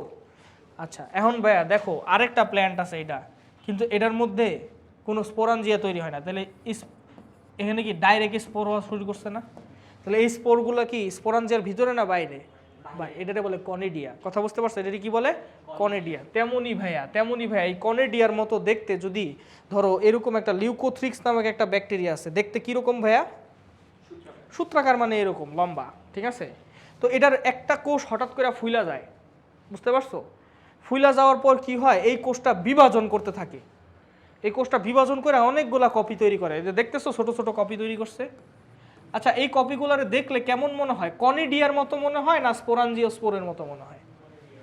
কনিডিয়ার মতো মনে হয়। কনিডিয়া মানে ছত্রাকের যেটা। এবং মজার জিনিস হলো এইগুলা না মুভমেন্টও করতে পারে, কারণ এগুলার কি আছে ভাইয়া? ফ্লাজেলা আছে। এগুলোর ফ্লাজেলা আছে, তাই এগুলো কি করতে পারে? মুভমেন্টও করতে পারে। এখন ভাইয়া দেখো এটার তো কোষ প্রাচীর আছে, তাই না? মানে আমি তোমার বুঝাই, এই সূত্রাকার ব্যাকটেরিয়ার তো ভাইয়া কোষ প্রাচীর আছে, বোঝো এই জিনিসটা। কোষ প্রাচীর আছে না? কারণ কোষ প্রাচীর তো ভাই একজন আর একজনের সাথে কন্টিনিউয়াস, তাহলে এই পুরাটাই কি কোষ প্রাচীর দিয়া মানে আটকানো, তাই না? প্রত্যেকটা তো মানে এখানে কোষ প্রাচীর, এখানে কোষ প্রাচীর, বুঝতে পারছো? তো টোটালটাই তো কোষ প্রাচীর দিয়ে আটকানো, তাই না? এখন ওর যদি ওর যদি ভাইয়া এই কোষ প্রাচীরটা ভাঙা বের হয়ে আসতে হয়, ওর অবশ্যই ফ্লাজেলা মুভমেন্ট করে এটা সিরা বাইরে আসতে হবে। এই কারণে ওর ফ্লাজেলা থাকে। যেহেতু ওর ফ্লাজেলা থাকে, মুভ করতে পারে, তাই ওরে বলে গনিডিয়া। গনিডিয়া মানে কি? সচল। গনিডিয়া মানে কি? সচল। কথা বুঝতে পারছো? ও হলো সচল, মুভ করতে পারে, দ্যাটস ওয়াই ওরে বলে গনিডিয়া। আর ভাইয়া কনজুগেশন আমরা পড়ছি, এই দেখো এটা হলো ব্যাকটেরিয়ার কি? পিলি। পিলি আরেকটা ব্যাকটেরিয়ার মধ্যে ঢুকাই দিয়ে কি প্লাজমিড কি ট্রান্সফার করে দিব, পিলির ছিদ্র মানে পিলির পাইপের ভিতর দিয়ে ট্রান্সফার করে দিব। কথা বুঝতে পারছো? এটারে কি বলে ভাইয়া বলো তো? কনজুগেশন। কনজুগেশনের মধ্যে যে হইলো পিলির মানে প্লাজমিডটা ট্রান্সফার করে তারে বলে ডোনর, বা ওটারে প্লাস দিয়ে প্রকাশ করে। আর যে রিসিভ করে তারা কি বলে? রিসিপিয়েন্ট, বা ওটারে মাইনাস দিয়ে প্রকাশ করে। কথা বুঝতে পারছো? ডোনর মানে কি? যে দাতা। আর গ্রহিতা মানে কি? যে নিচে। আমার কি কথা বুঝতে পারছো? মাইনাস কোনটা প্লাস কোনটা এটা কিন্তু আসে। এটা হলো ব্যাকটেরিয়ার জনন, এবং এটা যৌন জননের সাথে হইলো তুলনা করা হয়। কথা বুঝতে পারছো? বাট এটা হইলো নর্মাল মানে না। এখন ভাইয়া প্লাজমিড ট্রান্সফারের মাধ্যমে লাভ কি ভাইয়া বলো তো? ধরো এই দুইটা ব্যাকটেরিয়ার মধ্যে প্লাজমিড, একটা ব্যাকটেরিয়ার মধ্যে প্লাজমিড আছে, একটা ব্যাকটেরিয়ার মধ্যে নাই। বলো তো কে অ্যান্টিবায়োটিক রেজিস্ট্যান্ট করতে পারবে আর কে পারবে না? প্লাজমিড আছে। তাহলে ভাইয়া ও যদি ওর প্লাজমিডটা এই জায়গায় দেখো, এইখানে ওর প্লাজমিড ডাবল হয়ে গেছে, কেন? কারণ প্লাজমিড সব প্রজননক্ষম। তো ও যদি ওর প্লাজমিডটা ওর মধ্যে ট্রান্সফার করে দেয়, এখন ও কি করতে পারবে? অ্যান্টিবায়োটিক রেজিস্ট্যান্স করতে পারবে। কথা বুঝতে পারছো? তো এইটাই হলো কাহিনী। এবার আসো ট্রান্সফরমেশন। ট্রান্সফরমেশন মানে কি জানো? দেখো ট্রান্সফরমেশন মানে কি দেখো, বুঝো। এটাও একটা ব্যাকটেরিয়া, এটাও একটা ব্যাকটেরিয়া। এটার ব্যাকটেরিয়া ডিএনএ, এটা ব্যাকটেরিয়া ডিএনএ, মানে এই দুইটা ব্যাকটেরিয়া আলাদা তাইলে, কারণ ডিএনএ তুই দেখতে একই রকম না, আলাদা। কোনো কারণে ধরো এই ব্যাকটেরিয়াটা মরে গেছে, এই ব্যাকটেরিয়াটা মরে গেলে কি ডিএনএ খান খান হয়ে গেছে, ডিএনএ খান খান হয়ে ভেঙে টেঙে পরিবেশে ঘুরতেছে। তো পরিবেশে ঘুরে কোনো না কোনোভাবে ধরো অ্যাক্সিডেন্টালি যেভাবেই হোক কোনো না কোনোভাবে ধরো ও কি এই ব্যাকটেরিয়াটার মধ্যে কি হয়ে গেল, ঢুকে গেল। আচ্ছা ঢুকে যাওয়ার পর কি হয়, এই ব্যাকটেরিয়াটার মধ্যে ঢুকে যাওয়ার পর এই ডিএনএটা ভাসতে থাকে। এখন ব্যাকটেরিয়ার প্রোটিনগুলো মনে করে আরে এই ডিএনএটা মনে হয় আমারই ডিএনএ, তাহলে এই ডিএনএটা মনে হয় কোনো কারণে এটা খণ্ড হয়ে বাইরে গেছে, তাহলে এটা আবার এটা কি লাগাই দিই। কথা বুঝতে পারছো? তো আস্তে করে ও কি করবে, এটা কি করবে বলো তো, কাটবে। নিউক্লিয়াস দিয়ে কি করবে, কাটবে। আর কি দিয়ে লাগাবে, ইন্টিগ্রেস দিয়ে লাগা। লাইগেস তো ডাইরেক্ট সিল করে। যাই হোক, এখন আসো তাহলে ইন্টিগ্রেস দিয়ে লাগাবো, এটা দিয়ে কাটবো। এখন ভাই যে ডিএনএটা, এই ডিএনএটা বলে ট্রান্সফর্ম ডিএনএ। কথা বুঝতে পারছো? তাহলে এটাকে কি বলে, ট্রান্সফরমেশন। ট্রান্সফরমেশন মানে কি ভাইয়া? ট্রান্সফরমেশন মানে পরিবেশের কোনো ডিএনএটা যদি ব্যাকটেরিয়ার ডিএনএতে কি হয়ে যায়, ইনকর্পোরেটেড হয়ে যায়, এটাকে বলে ট্রান্সফরমেশন। আর ট্রান্সডাকশন মানে কি, ট্রান্সডাকশন যদি ফাস্ট ভাইরাসের মাধ্যমে যদি হয় তখন এটা বলে ট্রান্সডাকশন। এখন আমি তোমার এটাতে মজা দেখাই একটা, ফাস্ট ভাইরাসের মাধ্যমে কেমনে ডিএনএ ইনকর্পোরেট হতে পারে, মানে অন্য একটা ব্যাকটেরিয়ার ডিএনএ, ভাইরাসের ডিএনএ না, কার ডিএনএ ভাইয়া, অন্য একটা ব্যাকটেরিয়ার ডিএনএ কিভাবে ইনকর্পোরেট হতে পারে এটা বোঝো ফাস্ট ভাইরাসের মাধ্যমে। দেখো ফাস্ট ভাইরাসের মাধ্যমে তোমরা তো এটা তো জানোই, ওই যে লাইসোজেনিক সাইকেলে পড়ছিলা না, যে ও হইলো কি, ওই ডিএনএ হইলো কি ভিতরে ঢুকায় দেয়, তারপরে হলো ও কাটে, নিউক্লিয়াস দিয়ে কাটে, ইন্টিগ্রেস দিয়ে কি লাগায় দেয়। এটা লাইসোজেনিক সাইকেল আমরা পড়ছিলাম না ভাই, বলো তো? আচ্ছা তাহলে দেখো লাগাই দিলাম। হ্যাঁ, তাহলে এটা কি বলছিলাম আমরা, ফাস্ট। আচ্ছা এখন বলো, মানে এটা তো ব্যাকটেরিয়ার ডিএনএ ওর থেকে কেমনে আসবো? কথা বুঝতে পারছো? মানে আমি যেটা বলতেছি যে ব্যাকটেরিয়ার ডিএনএ ভাইরাসের মধ্যে কেমনে আসলো, কথা বুঝতে পারছো? দেখো আমি তোমার একটু বলি। হ্যাঁ এটা দেখো, দেখো এই চিত্রটা তোমাদের মনে আছে? বলো তো এটা কোন চিত্র? তোমার লাইটিক সাইকেলের চিত্র। এনে কি হচ্ছে, ব্যাকটেরিয়ার ডিএনএ তোমার খান হচ্ছে, তাই না? ব্যাকটেরিয়ার ডিএনএ তোমার খান হচ্ছে। আর কি এই জায়গায় কি হইতেছে ভাইয়া বলো তো? এই জায়গায় এই যে টুকরাগুলো তৈরি হচ্ছে, এখন কি হইব, অ্যাসেম্বল হইব। এখন অ্যাসেম্বল হইব ভালো কথা, এখন দেখা যায় কি ভাই, অ্যাসেম্বল হওয়ার পরে ভুলে ব্যাকটেরিয়ার ডিএনএ টুকরাটা এই জায়গায় কি চলে আসতে পারে, ভুলে ব্যাকটেরিয়ার ডিএনএ টুকরা কি এই জায়গায় চলে আসতে পারে। এখন ধরো ফাটায়া বের হইলো, ফাটায় বের হওয়ার পরে এটা যে বের হইলো, এটা কি ভাইরাল ডিএনএ টুকরা নিয়ে বের হইলো না ব্যাকটেরিয়াল ডিএনএ? তাহলে এটা যদি আরেকটা ব্যাকটেরিয়া অ্যাটাক করে তখন ওটা কি ব্যাকটেরিয়াল ডিএনএ ঢুকাইবো না ভাইরাল ডিএনএ? Bacterial DNA. তাহলে ওইটারে কি বলে, ট্রান্সডাকশন। তো ট্রান্সফরমেশন মানে কি, যে পরিবেশ থেকে ব্যাকটেরিয়াল ডিএনএ ডাইরেক্ট আসছে। আর ট্রান্সডাকশন মানে কি ভাইয়া বলো তো, ফাস্ট ভাইরাসের মাধ্যমে আসছে। কথা বুঝতে পারছো? নেক্সট ক্লাসে আমরা ক্লাসিফিকেশনটা এক্সট্রা করে পড়বো, ঠিক আছে? নেক্সট ক্লাসে ইনশাল্লাহ আমাদের ব্যাকটেরিয়া শেষ হয়ে যাবে, ঠিক আছে? ওকে।